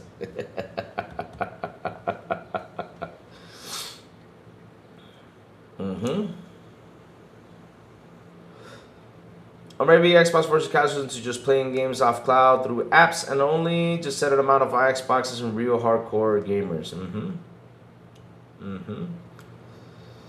I mean, look, they got a lot of work, chat. They got a lot of work. And it's not, and she knows this, and she's gonna try to make it possible for us to get cheaper boxes out there for people to buy and enjoy, because like I said, in 100 days, she said there's going to be resets. And man, I can't wait to see what's going to happen. We're going to, like you said, in the summer, we're going to look for more ways, you know, to do more tiers. That's going to be super interesting to see what tiers are going to come up when it comes down to Game Pass. And the most important key feature that I saw in the interview, this is what I say, though. The most important detail, and even Shuhei Yoshida put it out. Oh wow, Shuhei Yoshida put this out, though. You see? Oh man, let me put this tweet out there. And Shuhei's happy, though, with reading this, though, and this is the most important, and this is key for me. Like, out of all the things in the interview, out of all the things, chat, the most important thing I see out there that she's aiming for is this. That's it. That's key to win this. To win, to boost, to sell, to get people talking about this over here. Even Shuhei said it. Asha Sharma is fun to watch. Xbox CEO Asha Sharma says the industry should prioritize reducing hardware production. Key thing is reduce prices, baby. Go for it. That's what I want. That's what I want. That's key, though.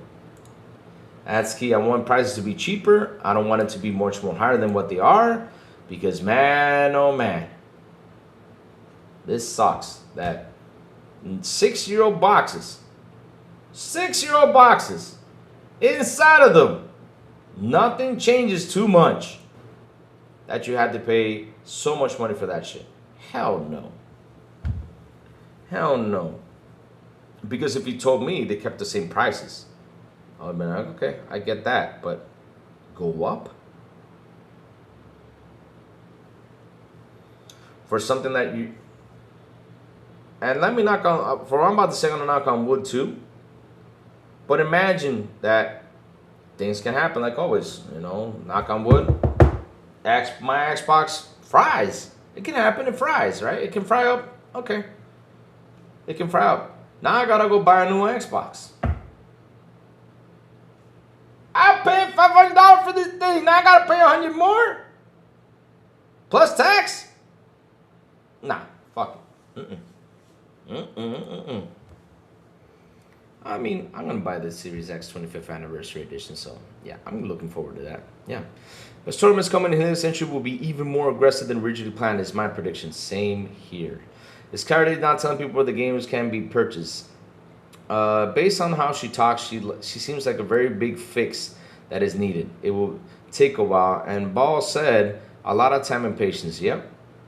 She said in the interview too, we gotta have patience though. They got goals, and she knows that it's gonna take time and patience to get those goals done. It's not gonna be easy for her. She knows that.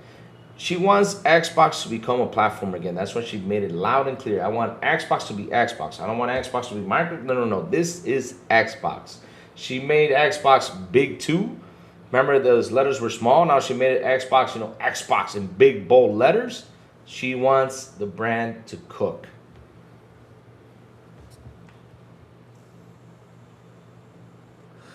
And here's the funny part about this chat, and notice a trend though, that Aaron Greenberg, after we saw the logo situation go out there, there's been more positive talks about the box though, and we're right here talking about it too, again and again and again and again and again. And we've been talking about this every single week about the box, like, and that's a good thing though. Like, you sit here, and for the last 3 months, you watch their journey from Xbox that Asha's had 100 days in there.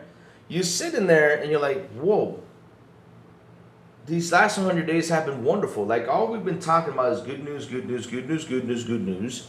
The bad news was logos. That's it. The multi-plat. Or what is she going to do? How is she going to do this? Like, everybody was asking too much. And I remember that even Jess Corden came out there. And that's like the one thing I agree with him. Look, I said it. And me personally, I knew that these changes that she's doing was not going to happen in this showcase. They're not. The big changes we're going to see when Helix rolls out. That's what the biggest changes will be. But again, they need to fix Gen 9 in some sort of way. They're going to look for a way to fix it. But the true fixing for Xbox, the whole thing, is going to be when Project Helix finally hits. That's how I see it. Because right now, we're 6 years in. We're 6 years in. New generation console has been announced. We do not know how we're going to get a PS6 or when. But we do know something. These guys are looking at Helix, and they're ready to start the fire with Helix. The logo's problem will become less relevant and more exclusive come out, but it's still kind of bad looking. Yeah, exactly. We know it's still kind of bad, but the thing is, Atomic Fire, everybody wanted this to be done in 3 months, and I knew that was not going to happen. Oh, they're $1 trillion company. Okay, but maybe the money, the gaming division they gave, because here's the thing though, they probably gave him an amount and say, okay, this is your amount, go for it. Maybe the division, the money it has in there, just wasn't enough to pull all these games back. Probably they're going to focus their money into something else. Like, for example, the most important key is marketing. Go for it. My Steam Deck battery is dead, completely dead. Oh, fuck, no way, Safo. That's, damn. Sucks, Safo. I have to read that right there.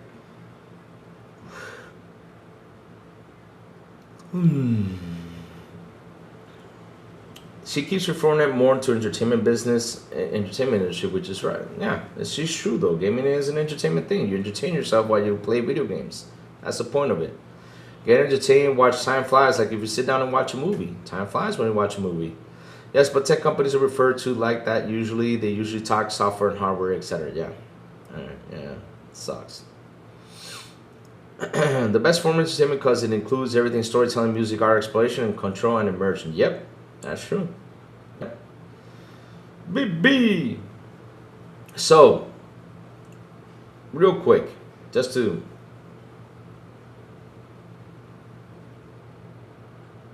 How did he find the Xbox Showcase conference, bro? What do you mean by that? Let Tech, you lost me there. What's up, man? Good morning. It's good she has a grasp on what makes the industry move. And she's been sharp on her answers, though.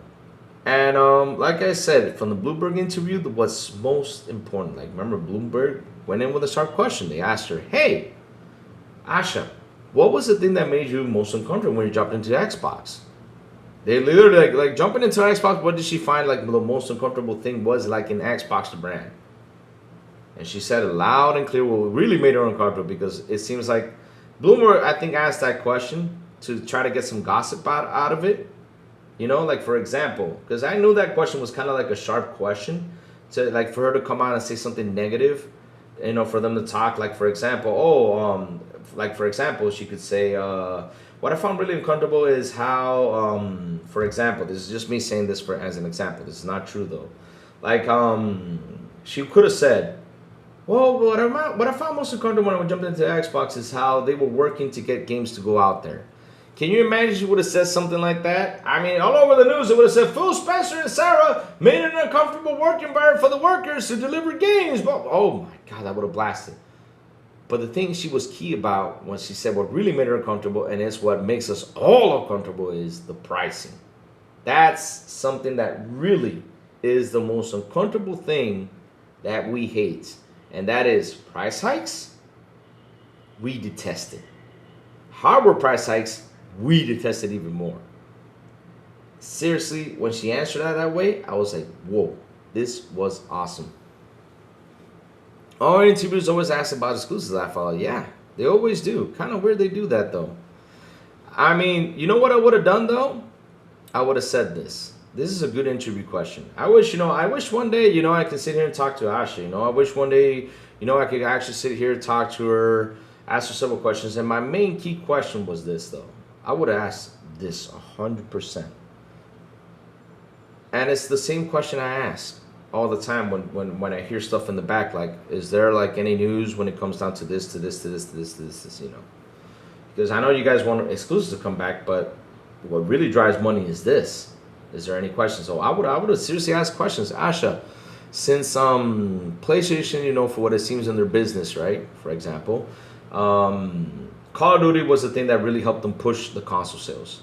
Is there something that you're gonna do with these services in order to help push the Xbox for people, to go out there and look at the box though? For example, Call of Duty. Are you gonna do something like content or something for people to say, okay, maybe, oh, I can get it like on PlayStation, right? Let me see though. Like on PlayStation, okay, we get the skins, we got all this stuff. But on Xbox, for example, like if she says if you're an Ultimate member, you're gonna get this much discount in the stores. That would be a big attraction for those people who like to spend microtransactions on that store, though. Seriously, that would be awesome, though. But yeah, that's the questions I would have asked though. Like what games will you use for exclusive content and services? To get it over here. Not exclusive games, just the exclusive content and services that's in the game to draw the attention to people to jump into this console, since that's the thing that actually helps push the console. Asha just has a better understanding of branding and products, her ways, and thinking of yep, 100%. They need a good writer for the COD movie. It can't be America. It needs to be smarter, clever, because COD is more submissive than U.S. military people give it credit. Shura is even, she loves AI. AI has caused harm from using all parts in the other hardware. Yep, it has. AI has screwed PC and consoles. Well,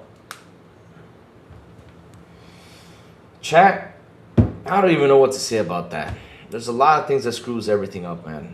You got tariffs, you got wars, you got tons of things happening out there that screws literally everything, though. It does. And it sucks that, we got to deal with that, but hey, it's part of life, man. It's part of life, my friends. It is. Hold on, I got a message. Hold on a second.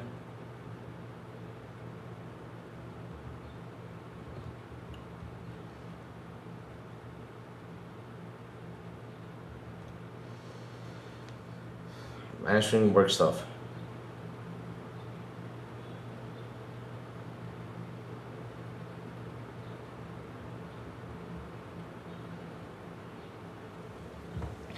People think she's gonna acquire more studios or out of their minds. That's definitely not gonna happen for a while until gaming gets a healthier state. Exactly. Exactly. You're on the dot, survey, unless they can get them on the cheap. Exactly. Exactly. But here's the thing, though, that, you know, people are saying that cheap is bad. Listen. Listen, chat. Listen.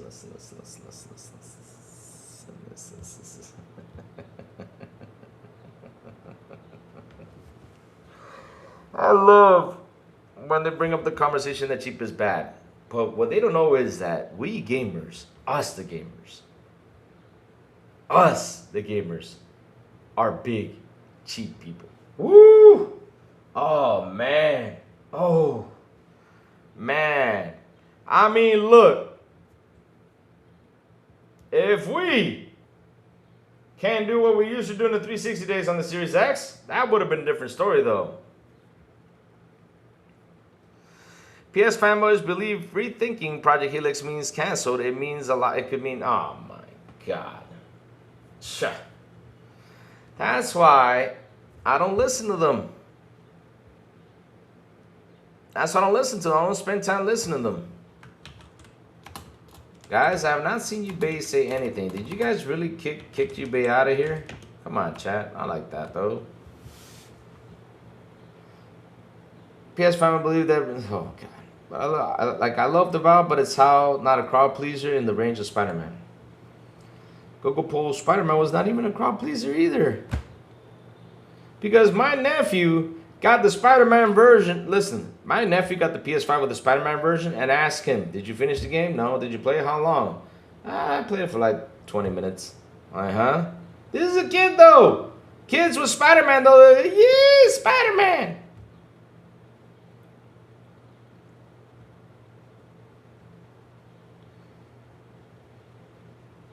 People think that she's going to acquire more studios out of the minds. That's definitely not going to happen for a while until gaming sets. Yep, exactly. Because she literally said that COVID pushed a big demand. And they went out there, and all these studios are not feeling that demand that happened. Look at Embracer. Embracer bought a shit ton of studios. Look at all these companies that went out there to buy, though. They went nuts. And look at them now. Now, it's like they're falling into pieces, though. They are. Everyone, for the most part, like cheaper to save money. Nobody goes into stores saying, I want you to charge for more for people to look for sales. I find it so funny that the word cheap, though, because I remember, I think it was Joey who mentioned like cheap is bad too. What's so bad about being cheap, though? I mean, Safo bought a Steam Deck for $600. Safo bought a God of War PS4 edition, cheap too. What's wrong with that?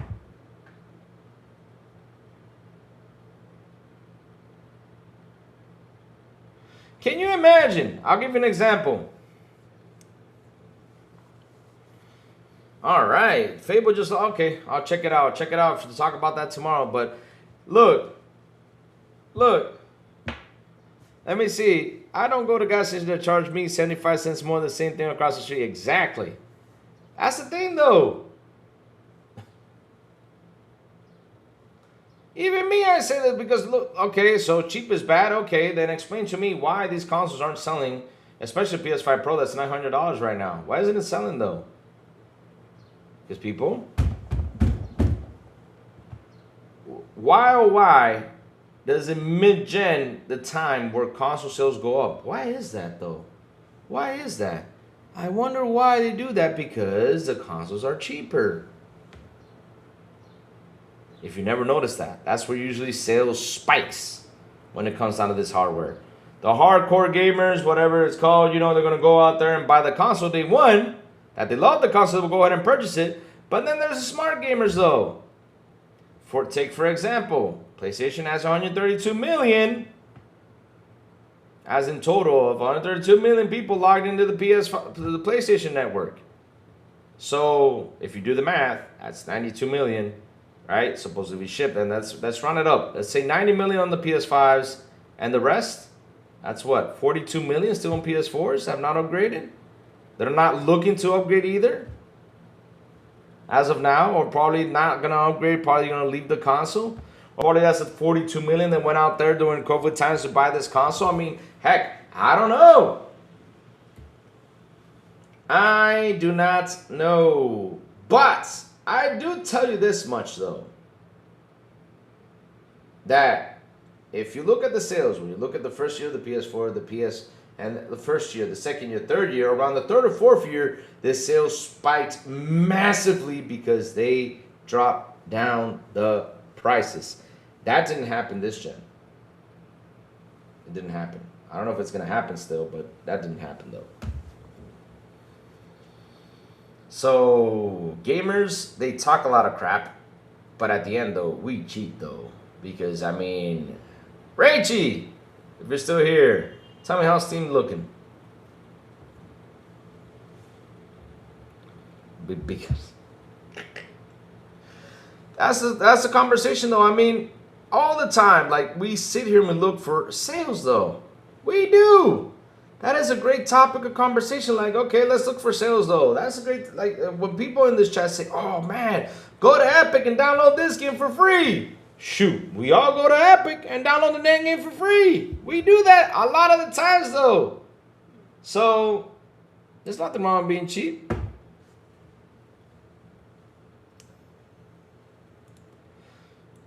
So let's go look for that Fable update and just play it real quick before, you know, and then I'll watch it with audio so I don't get a copyright strike, chat. You know, watch it with audio later on.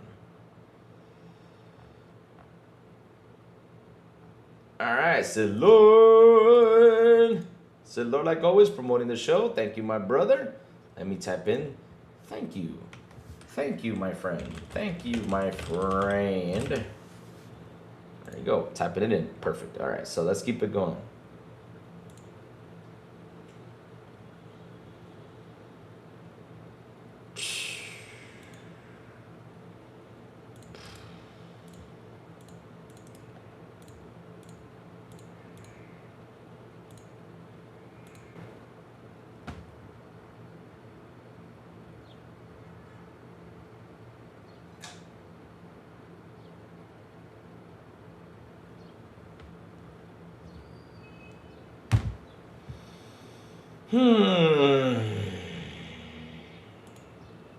See what I mean? Breaking, Ubisoft Winnipeg closed, dozens laid off. Breaking, Ubisoft Winnipeg closed, dozens laid off. See what I mean? We're going through some tough times now, chat. We are, when it comes down to gaming itself. What's up, fam? Hey, New Jack, what's up? Good morning. I claimed the free on Epic, went then never downloaded the Epic launcher. Says John Day Willis. Oh man. So emotional, damn, he says BB Money. I bet PS realize we're maxing out how many PS5s we are going to sell. So it's more profitable for us to get a few crazy people to buy it for $950 than not sell any at all. But yeah, remember what they said though. They told me that you know, cheap is bad. No, it's not.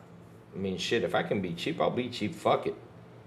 No joke. If I can get, look, I even say this on my show though. I've told you guys several times, hey, you want to get into an Xbox, you want to get into the PS5, you want to get into a PS5 Pro, buy it used, refurbished, or anything, buy it cheaper. Don't be spending on 5-year-old tech this much. I even tell you that. Same thing with all the Xboxes. Like, no. Be like Safo. Safo buys on eBay and, you know, little by little she scans for everything. She literally sits there for 2 weeks looking at stuff. Be like, oh, if I'm real cheap, let me go bid on it. Getting is a luxury, not a necessity. I mean, bro, let me tell you something.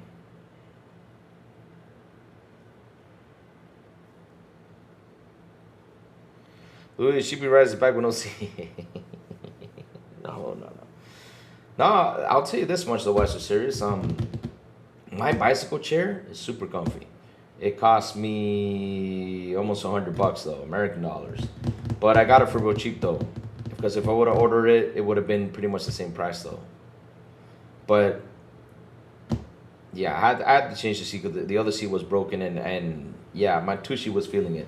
It wasn't too comfy though. Some people forget that though. They even go treating gaming like a job. They do. Oof. They do. Dude, this fucking GameSpot writer want to punch in face already making judgments on games on Game STFU show that. Oh my god, really? What are they talking about? What are they judging on? Oh. And this is why, chat. Let me say something. This is why, chat. This is why, chat.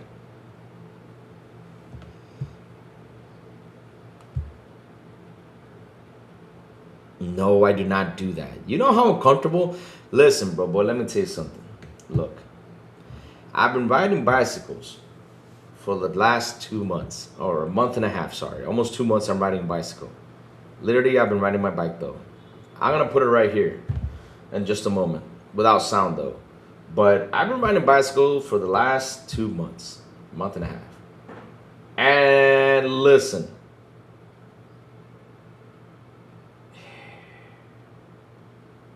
The seat is important. Because the seat I had before on that bicycle, though, was really hurting my tushy. So I got a nice convertible seat now that I can sit on. I'm like, this feels good. Now I ride my bike and my tushy don't hurt. Well, let me go take a tinkle and I'll be right back, and we'll watch that video. We're gonna put it on here without sound, though, chat, because I don't want a copyright strike. All right? Okay. Be right back. Yay! Let me go take that. Oh, man.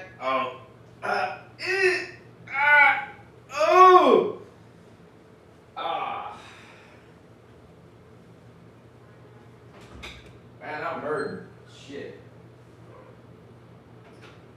I really blew the heck out of that back.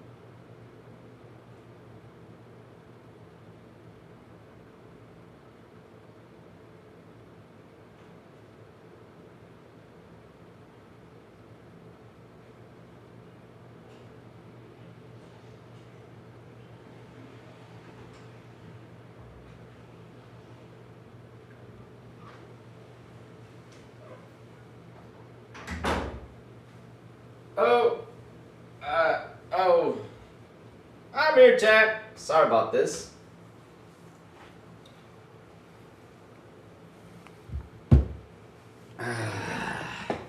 Chat, have you guys ever seen the video or the movie Kung Pao? You remember that time when the old man gets out of bed and goes, yeah, he just screams like crazy? That's how I felt this moment, because yesterday I did, how many kilometers I did on the bicycle? I did 40 yesterday. And the thing is, I tried a bicycle called the route. It's called the route bicycle because you ride it in on the street only. And that position was, you gotta like lean forward, like if you're like in a sport motorcycle, for the aerodynamics. And oh my god, man. Yeah. So speaking of that, we got some breaking news. You guys ready for this? This is a nice little feature. And before we jump into the Fable video, I want to show you this, and I want to thank Farkey for sending me this, even though they sent it like an hour ago, but I have not been watching Discord too much today. How many miles is that? Okay, I'll tell you right now. 40 kilometers, 40 kilometers, 2 miles. Let's see. That's 25 miles, yeah, 25 miles. I did 25-mile bike ride, though. Oof. You bay, oof, I'm dead, you bay, I'm dead. Get that workout out in. Yes, I'm dead though. And I did it on the route bicycle, which, oh my god. The route bicycle really killed me though because of the positioning in that. Now that one was painful. Like my back was killing me. It was. It was just awful. And so I did 2 breaking news. PS is ass. It's true, folks. PS is ass. It is butt though. I agree. 100% I agree. Let me see if I can get Thank you for that, Chio. I got this right now. Louis gonna have tree trunk legs. Oh my god, man. Look, I got everything hurts today. Like just getting off that chair was like that one scene in Compound. Like the guy was like, ah! I just felt like that right now, this very moment. I just had to scream because it was hurting. Oh, but hey, it feels good though. It feels good. So let me go grab what FarQ sent me so I can show you this, and then we're gonna jump into the Fable gameplay, my friends. And yes, I know Sean is coming out at 12, so we gotta hurry it up a bit. We're gonna show a little bit, and then you know, we gotta give Sean his space though. Sean has got his little good old little space right there. So let's see though. So this is breaking news over here. This is what I was talking about though. Oh shoot! I froze. Damn it! Stop freezing. Okay, good. So here we go. Then we're gonna jump into the gameplay demo, and this is what it says though. In my games and apps, you can still display games with full poster style artwork for a more immersive library experience and customize your view by choosing which status icons are visible for a cleaner look. Holy shit, yes. See what I mean? Small little updates are making us happy. And that's the thing though, for the last couple of months though, this is what Asha has been doing. And man, oh man, we are loving it. We are loving it.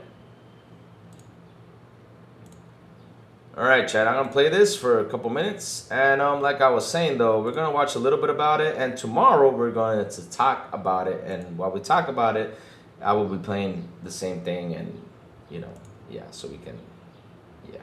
You know what I mean, Chad, you know what I mean. Put this right here.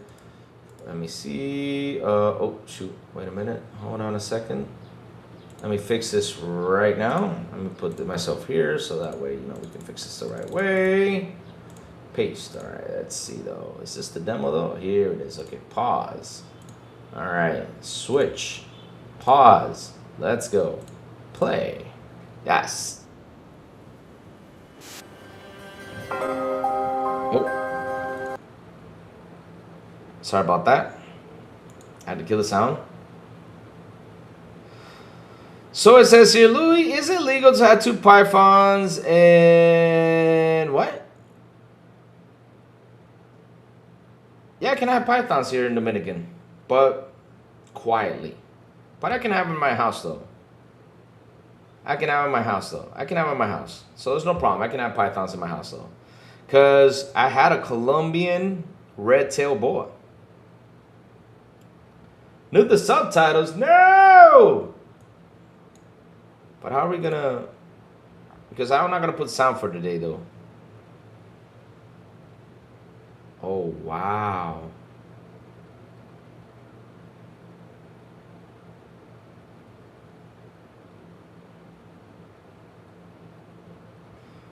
Scroll back up to where? Oh, sorry about that. Wow.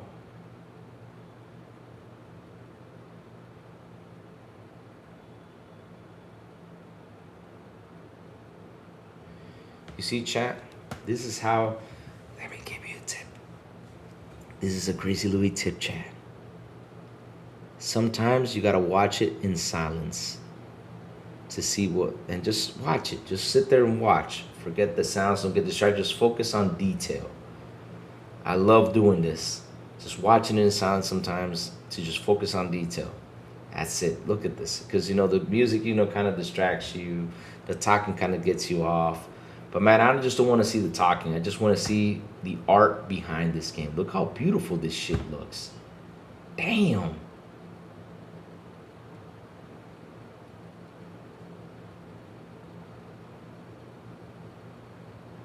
Even though the horse kind of has a glitch with the hair, though, on the one side, though.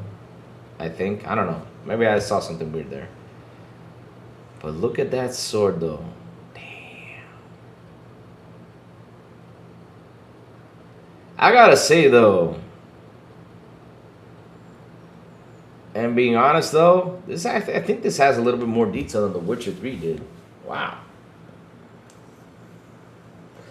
But you know, yeah. Good tip, Louis. Pause, says Outbald Alpha Wolf. Yeah, that's all you gotta do though. You gotta just sit there and just watch, relax, just like concentrate.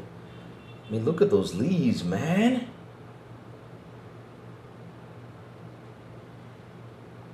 I got no reputation. I would have slapped you if you got no reputation. Like, come here. This is my reputation. Respect me, damn it. I'm the sword swinging, crazy motherfucker.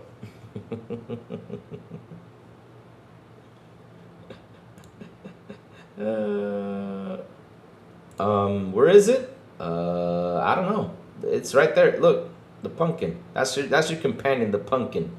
That's the one's gonna companion you everywhere, the pumpkin, because everywhere you go there's a pumpkin. You see, I saw 1, 2, 3, 4, 5. See, the pumpkin is the one that's gonna follow you everywhere.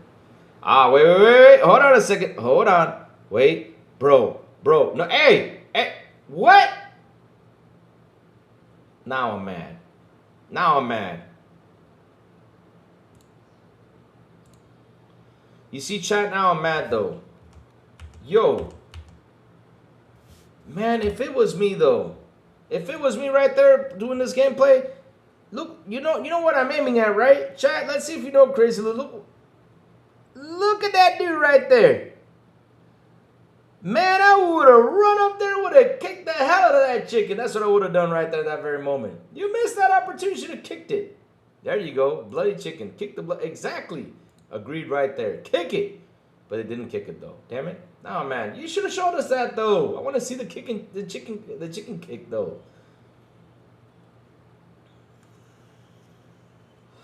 Now I gotta say, chat. There's only one game you can't fuck around with chickens. That's Zelda though. You cannot fuck around with chickens though. Then chickens get pissed off.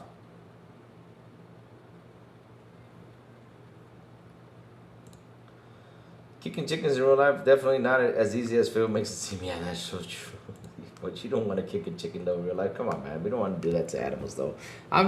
This is what you got to do in the game though. Just do it in the game. Don't do it. I'm not condoning y'all to do it in real life. Come on, man. So wait, the discussion is about a pig though? Damn.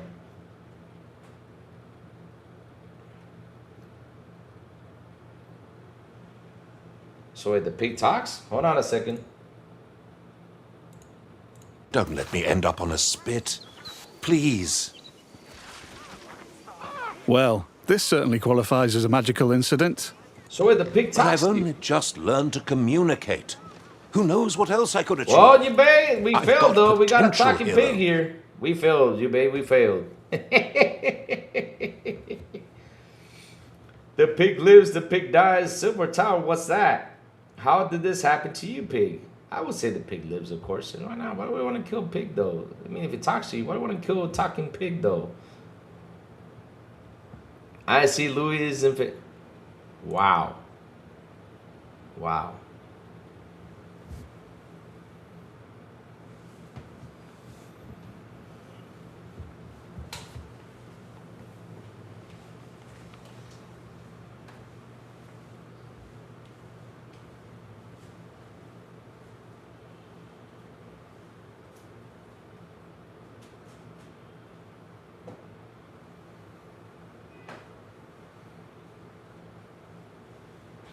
Why you gotta make me sound like that, man? Everything was going well until you said I look like a damn pig. Damn. Damn.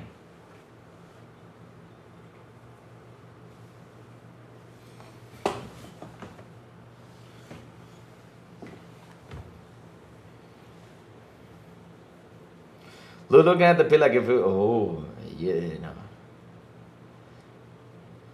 You have to pay this now? Safo, this is always a must-play game. It's Fable. You always gotta play Fable, no matter what. Fable is just such a good game, it's always worth playing it, no matter what.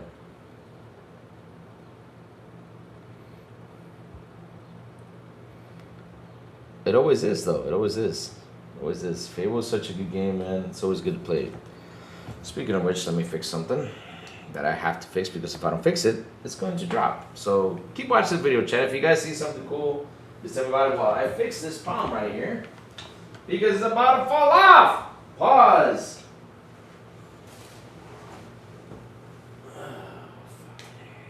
This stuff just keeps falling off. Stick to the wall.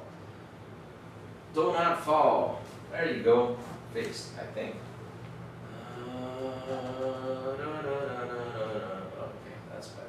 There you go. Alright, chat. That's about to get fixed. On Thursday, we are drilling holes, my chat. Alright, let's keep looking at this game. Follow me, camera. Woohoo. 30 FPS. What? Man.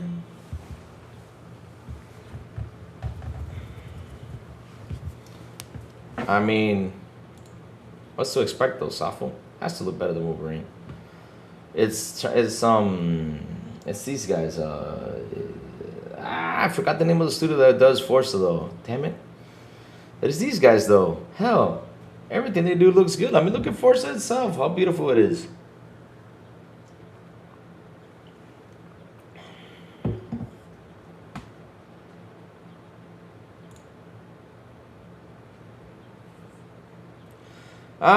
It's maybe because it's a video though. That's probably why. Oh shoot, I was down. Oh, sorry about that, chat. I had the thing lowered. Even though YouTube videos, you know, kind of do not look good sometimes. Yeah, Playground. Thank you for that. It's Playground that made it though. They do a pretty good job. I think it might be YouTube. Yep, exactly. C4 Skills Playground. There you go. Watching the full video, like how IGN and GameSpot people play the game. Just watch freaking far. This is why, chat. It's less and less days. You guys are learning on who these people are and what they do out there. Why should we talk bad about this video game? Please kick the chicken. Please kick the chicken. Please, damn it, kick the chicken. Kick the damn chicken. Kick it. Kick the chicken though. Go ahead, kick it. Kick it. Oh man, I was gonna. Look at that. Look, gotta be crazy, man. Gotta be crazy. Look how beautiful this game looks. You see? Like I said, I was going to talk to you all the pumpkins. The pumpkins are your companions, my friends, in this game. Yep, 100%. Hold on.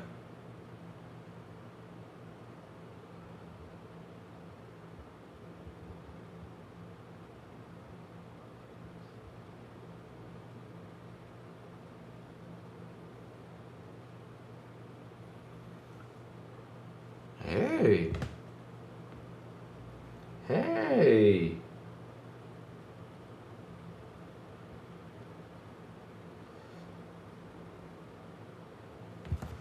One second. Wait. What was the name of that painting of the lady? Hold on, they're asking for this.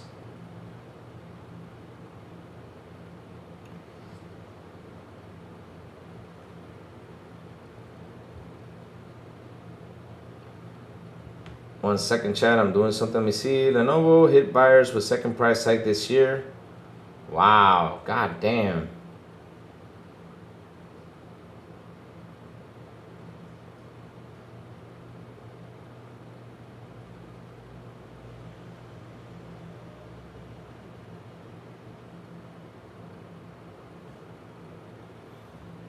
Hold on, let me do something real quick, chat. I'm looking for some information. I'll get back to you guys in just a second though. I gotta get info on a painting that I have right here. Alright, here it is. Okay, got it. There you go.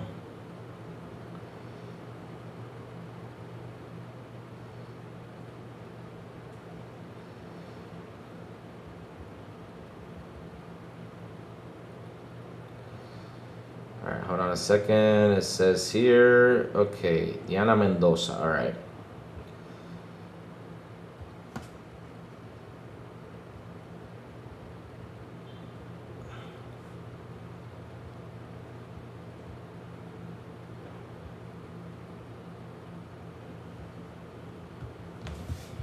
All right, back to it, chat. Sorry about that.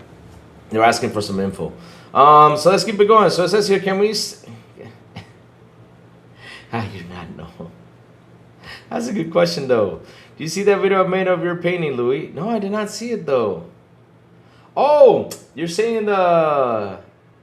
Send it to the Pick on Louis section. I think I did see it, but there's so many videos in there, so much stuff. I probably would have missed it out, though. Send it to the Pick on Louis section. Oh, man. Send them free copies of Sorrows. Who? They should pull from PS2. They tell them to buy an Xbox to reimburse them. Now I need to see the chicken kick, bro. You got 2 chickens right there. Go kick them. Kick the chicken. Kick it.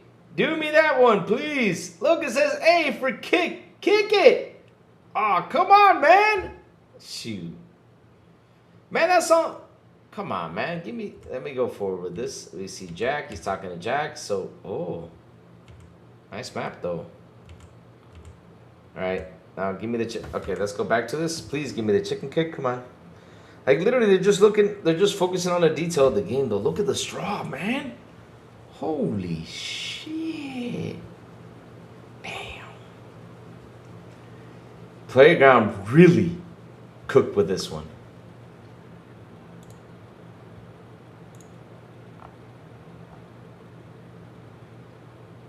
Oh.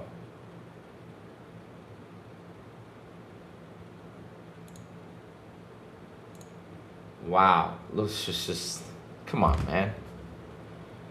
Come on.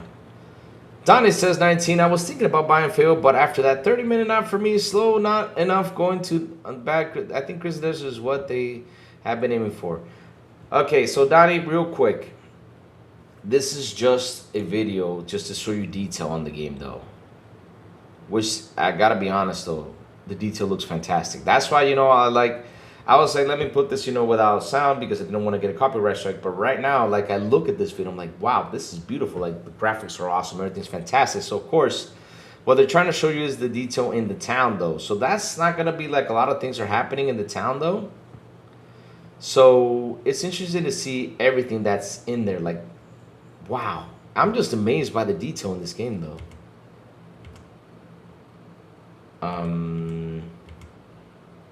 Okay. All right. See the clothes. All right. Yep. I should get one of those hats in real life. Let's go forward. Silverbook, okay. Peaceful. Megan the merchant. That bitch is a consumer. Kind, skewed, rich. That's a reputation, though. Wow. Let's go forward, though. I want to see more detail. I don't want to see no more stories. Oh no, he's got the Batman tush. Pause.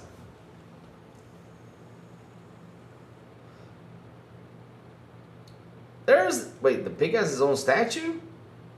The pig has his own statue in that town, though. What the hell? They're going to kill a pig that has his own statue. Come on, man. So far, the female NPCs are so pretty. Oh, we might see an ugly one, though.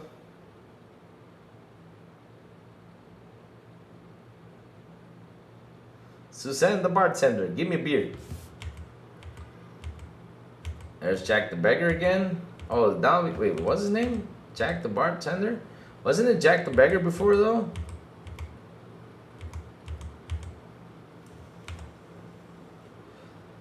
Don't they like look the same, though? Oh, shit. Man, look at that.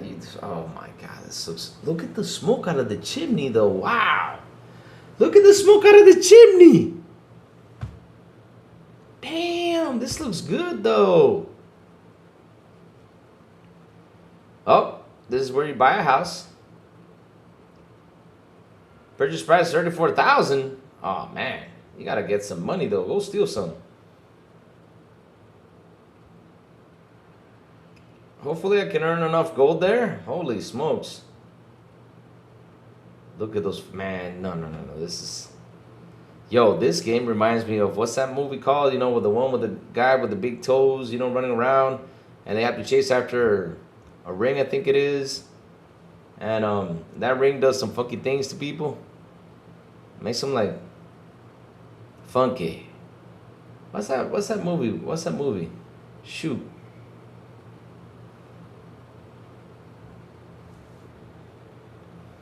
Man, this looks awesome. Look, this looks so good.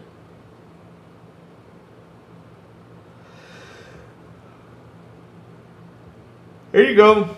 Yeah, let's go. Smash. You gotta hit the, there you go. You gotta hit, no. You're hitting it wrong. No, it's not there. No. You gotta hit it in the right spot. It's the right spot. There you go. All right, perfect. Right there. There you go. Hit it again. Boom. There you go. Awesome. There you go. Damn, you make 6,000. You make 6,000 gold just by doing that, though.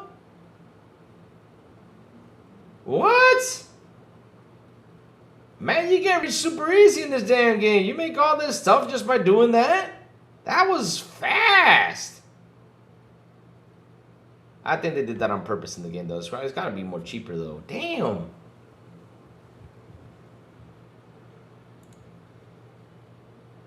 Did I just say that? Oops, my bad. The Hobbit, yes, The Hobbit. John TJ with a $5 super chat. Louis, watch the Halo Skulls video that just came out. Huh? There's a new Skulls video?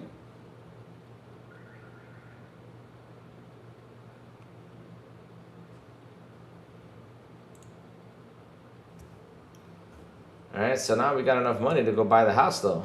Ah. Yeah, it does. I mean, like I said, it's hard not playing sound, though. But this game looks amazing, man. Yep, we just bought the house, though. I can hike up the rent or make it free. Ah, you see? You can get rich by renting the place. Ah, bro, I'm telling you something. I'm glad this game got moved to February. I'm glad it did. Because, look. I said, if this game comes out, if it would have come out, it should have come out like in what's it called? This game should have come out in mid summer, because I said if it comes out with GTA though, I wasn't gonna be playing GTA. I was gonna be playing this game.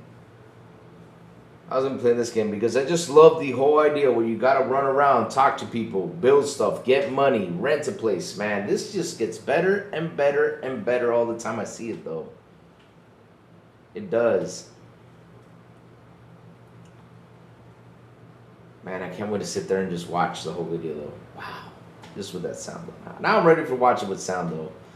But look at the shadows, look at the grass, man. It's just, ooh, it's so beautiful. Literally, I was about to say, that's it. Yeah, you guys.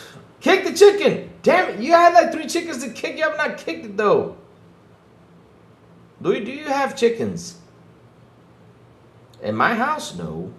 That will not be allowed though. I mean, those chickens go. Man, chicken go. No. We'll get phone calls right there. And what's that thing called? Like the health inspectors will probably come in here and be like, you cannot have chickens in your house. You're like, you're right. You cannot have chickens in your house. T, I did read your super chat. I did read it. I did. Watch the Halo Skulls video that just came out. I did read it, my friend. I did read it. I put a heart and a like on it. No chickens. He hasn't cracked a fart yet. Wait, you can fart in this thing game? There's too much talking though. Come on, give me some. Oh, so now he's flirting with the lady though. Oh, charming, yeah. Romance. They're in a relationship with you, man. That quick? I'm probably gonna get 3,000 divorces though in this game. All right, let's keep it going.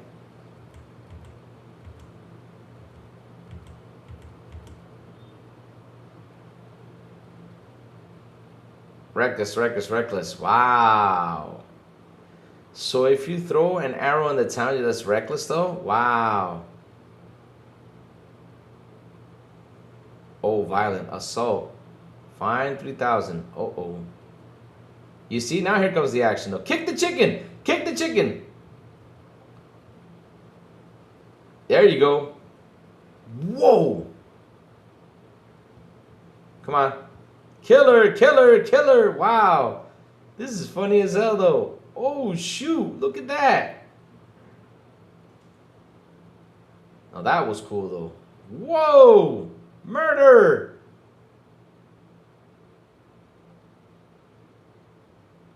Ouch! Murder! Wow, this is just like GTA though. Yo, that was cool. Wait. Hold on, give me a second. Yo, that was some Witcher shit right there. Damn. Did he just throw a flamer?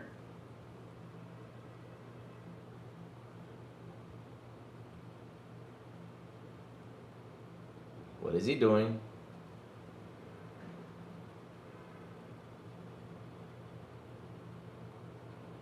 Whoa.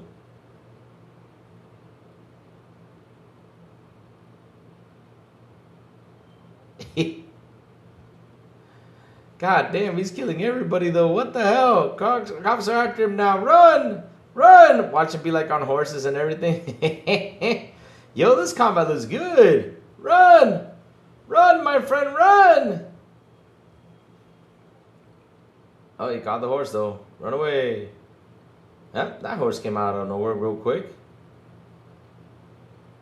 There you go. There you go. Civil book fine. The guards will attack you. You pay your crimes literally. You gotta pay 48,000 for crimes? Holy shit. Teleport aerial smash. Man, this game looks way too. Look at the sun shining, man. That's just, it's awesome. Yo, I'm ready for this game. Oh, so because you did the crimes, now the stores are not available to you? I'm ready for Fable, guys. I'm ready for Fable. I'm ready for it. I'm ready for it. My God, that looks awesome. That looks awesome. TJ, where's that video at with the skulls thing? Send it to me so I can put it here. Let me go see if I can find it, though. YouTube.com. Where is the new video with the skulls? Halo skulls.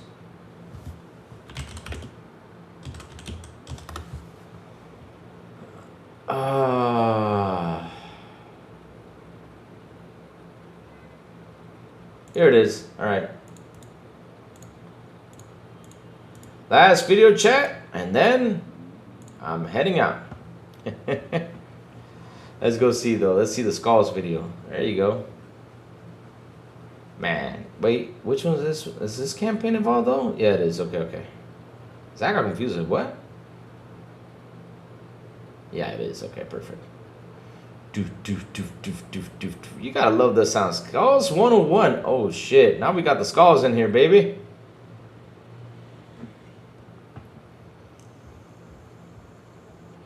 The picking up of the... Wait, did he just go third person? We got the skulls, baby. Let's go.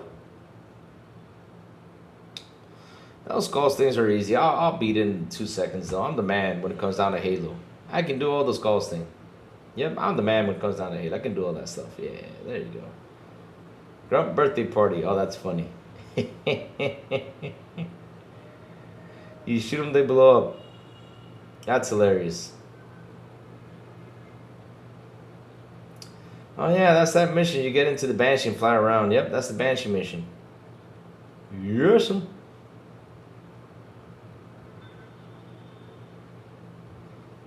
Wait, ground damage? Ah, hell no. You gotta be hopping around all over the place?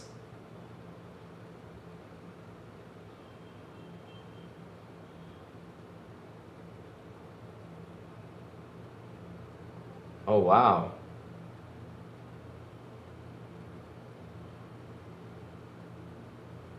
Acrophobia, so the rifle has wings? That's funny. Boom. That was a nice shot, though, I gotta say, though.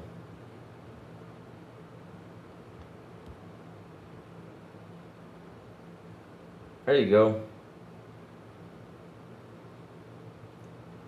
Put it in third person mode. Wow.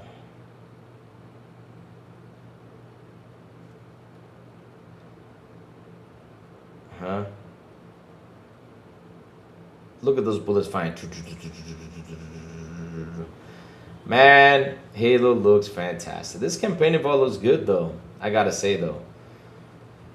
The only thing that sucks is we're gonna go through that campaign again for the 5,000th time though. Gotta go through that campaign again.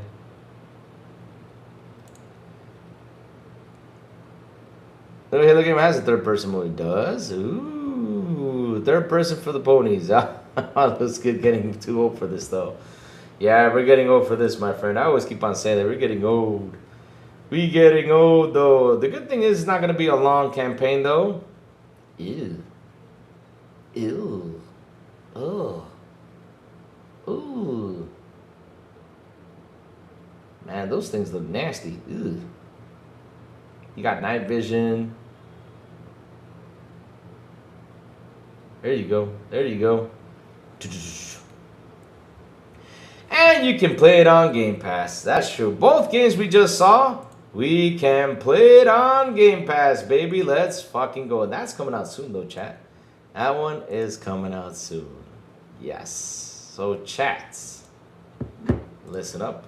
The crazy ones gotta go, chat. Chat, I got things I gotta do, though. You know, I gotta head out, do some errands, go to the office, you know. Been one hell of a crazy week. And not only that, Sean is on at this very moment. I know we went 11 minutes over, but he's on at this very moment. But chats, before we go, tell us what you've all been playing. Me and Chad, I didn't play at all last night because, look, I got home from riding the bicycle. I did a 25-mile bicycle run. The first time I did route on a bicycle. And, man, I did 2 laps of that and then went MTV. And, man, I'm just, mountain biking. So I did a 25-mile run yesterday. And I was dead, though. So I got home. I passed out. Woke up later. I'm like, you know. Yeah, and then went back to bed. So, yeah, got the show in and went back to bed. But, yeah, what you all been playing? If you play Legendary Solo, it will take you a while. FA 6, 15 hours in, about 75% of the way done. Wow. Need more cubes. Good teleporter smash is good. Let me see. So many games I'm excited for. Yes, there's so many games coming out. I tried Word Wins Me today. Nice. Third person for ponies. So you can play it on Game Pass. Yep. Minecraft Dungeons. Wow, that's cool though. That's cool. Me, like I said, I gotta finish 007 though. Today, when I get home, I'm gonna sit down and play some 007. I'm gonna put Forza to the side, push 007 and see if I can finish it. Then after that, I gotta jump into Lego Batman. Then after that, gotta finish the damn Witcher. I don't know when I'm gonna finish the damn Witcher. Then after that, which is next week in 8 days, Dave the Diver DLC. Yep. And after that, we got a Doom DLC coming out in July. Then after that, we got the Halo campaign evolve coming out. Holy smokes. It's going to be busy for Lou. It's going to be busy. But chat, like always, thank you all for hanging out with me today. Thank you all for Super Chats. Thank you all for your memberships. You guys rock. You guys are awesome. I love you guys to death. Seriously, chat, you guys are the best. So tomorrow, chat, we're going to talk about the Ubisoft layoffs that happened. We're going to talk about Fable, of course, after see the interview, not the interview, the 30-minute trailer that was shown, demo that was shown. After I see all that stuff, we will talk about it tomorrow. And we're going to talk about, also the skulls from Halo. Yes. And also we had a price hike with Lenovo. Again, second price hike, $147 more for their stuff, though. Yep, more price hikes.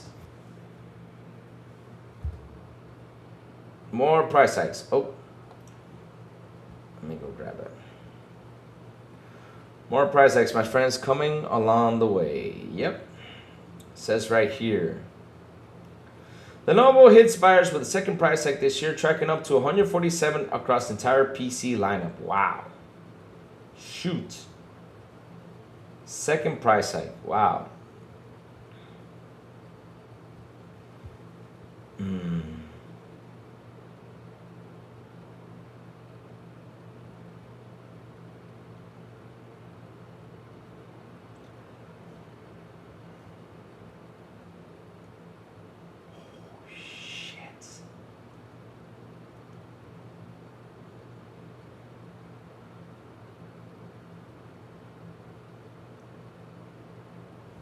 Matthew Ball slapped the hell out of Tim Dog. Matthew Ball slapped the hell out of Tim Dog. Holy shit.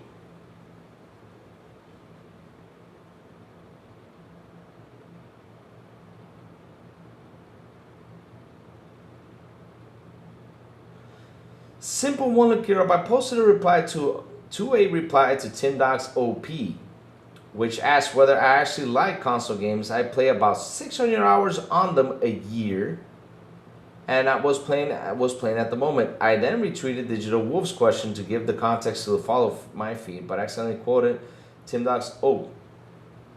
I then noticed the mistake and removed the undid quote and post no trouble here. I'm sure this reply will fuel on the controversy, but it's turning mistake. But on my second week, too nice.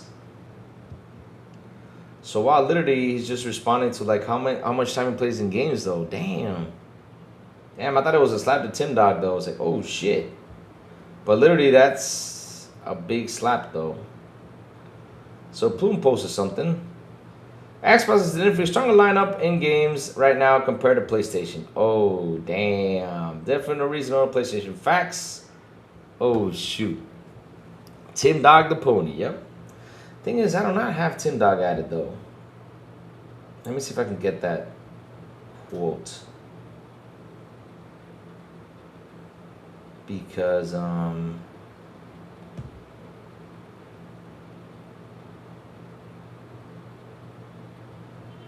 oh, he retweeted a tweet by accident though. That's what happened though.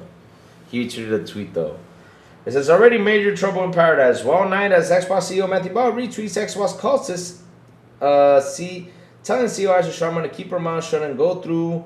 Users jump on the ball for following and retweeting a toxic fan like Tim, who helped push Xbox in the position that's in. He since deleted the post. Simple. Oh, he was shutting down Red Dragon though. Wow, he slapped Red Dragon. Simple. One to clear up though, which is bigger though, because to be honest though, I'm glad he slapped Red Dragon because Red Dragon, I think he's worse than Tim Dog. On all honesty though, I think he is. So let me see if I can get that tweets, so you can see where it says it there.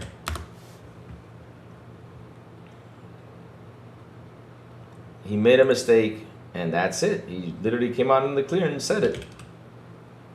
Red Dragon. Let's go get his Twitter, which I do not follow those, so it's going to take me a second.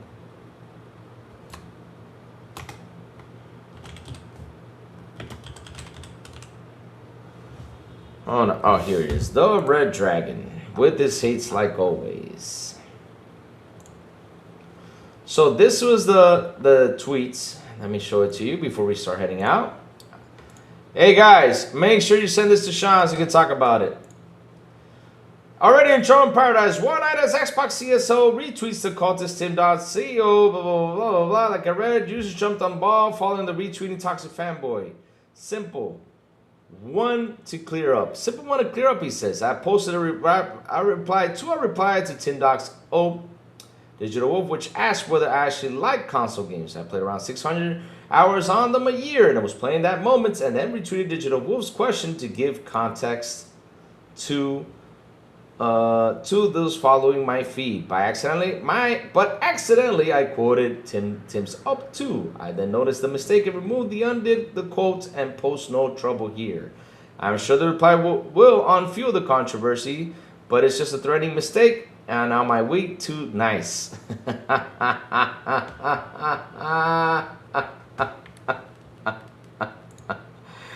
Oh God, oh God, oh God, oh God. Oh God. Oh man. Well, Red Dragon just got slapped now. You just got slapped. You're trying to stir trouble, but hey, it was an honest mistake though. Tim Dog the Pony, yes. Tim Dog always changing sides. Who cares? Tim Dog is a stalker. He's a groupie. Okay, who cares about that either? Because to be at the end of the day, though, I don't care what he says, though. I don't care. Then he talked about Phil being his best friend and their buddies is psycho. Yep. No, Tim Dogs from Dealer's Channel don't know Red Dragon. Well, Red Dragon is a hater out there. He's a pro PS dude, and he always talks bad about everything Xbox. Dude, Tim Dogs is like a fucking twat. Wow. Well, really? You think that? Damn. I'll tell you this much though, chat. You guys, I always say this, you guys are learning a lot of things out here that I have to sit here and explain to you all. And you guys are seeing who are the true Xbox fans, who are the fake ones. And listen, that outrage he did, I never understood it. I don't get it. Because I'm like, man, how old are you though to go this nuts?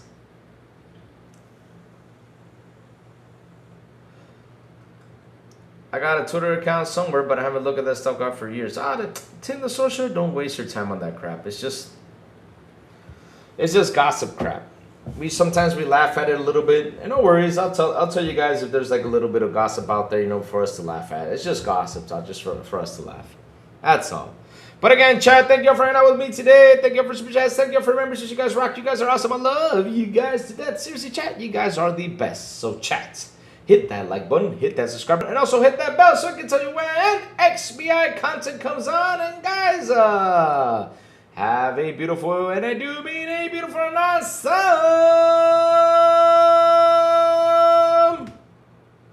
Wednesday. And as always, I will see you guys on the Xbox International Podcast at 7 p.m. ET when we do come back with Sabo, Silent Cypher, and the Big Plume. And on Fridays, if I'm in the Don XP en Español with El Vecinicita and Metal Berserker. And last but not least, good morning with Crazy Luke Gaming when I send the signal out over there on Twitter X, Blue Sky, Discord, and YouTube. And that's why you gotta hit that bell so you can know when the crazy one comes on talk about what's happening in the gaming news world. Chats, have a beautiful, seriously, have a beautiful Wednesday, and I will see you guys tomorrow morning on Good Morning with Crazy Luke Gaming.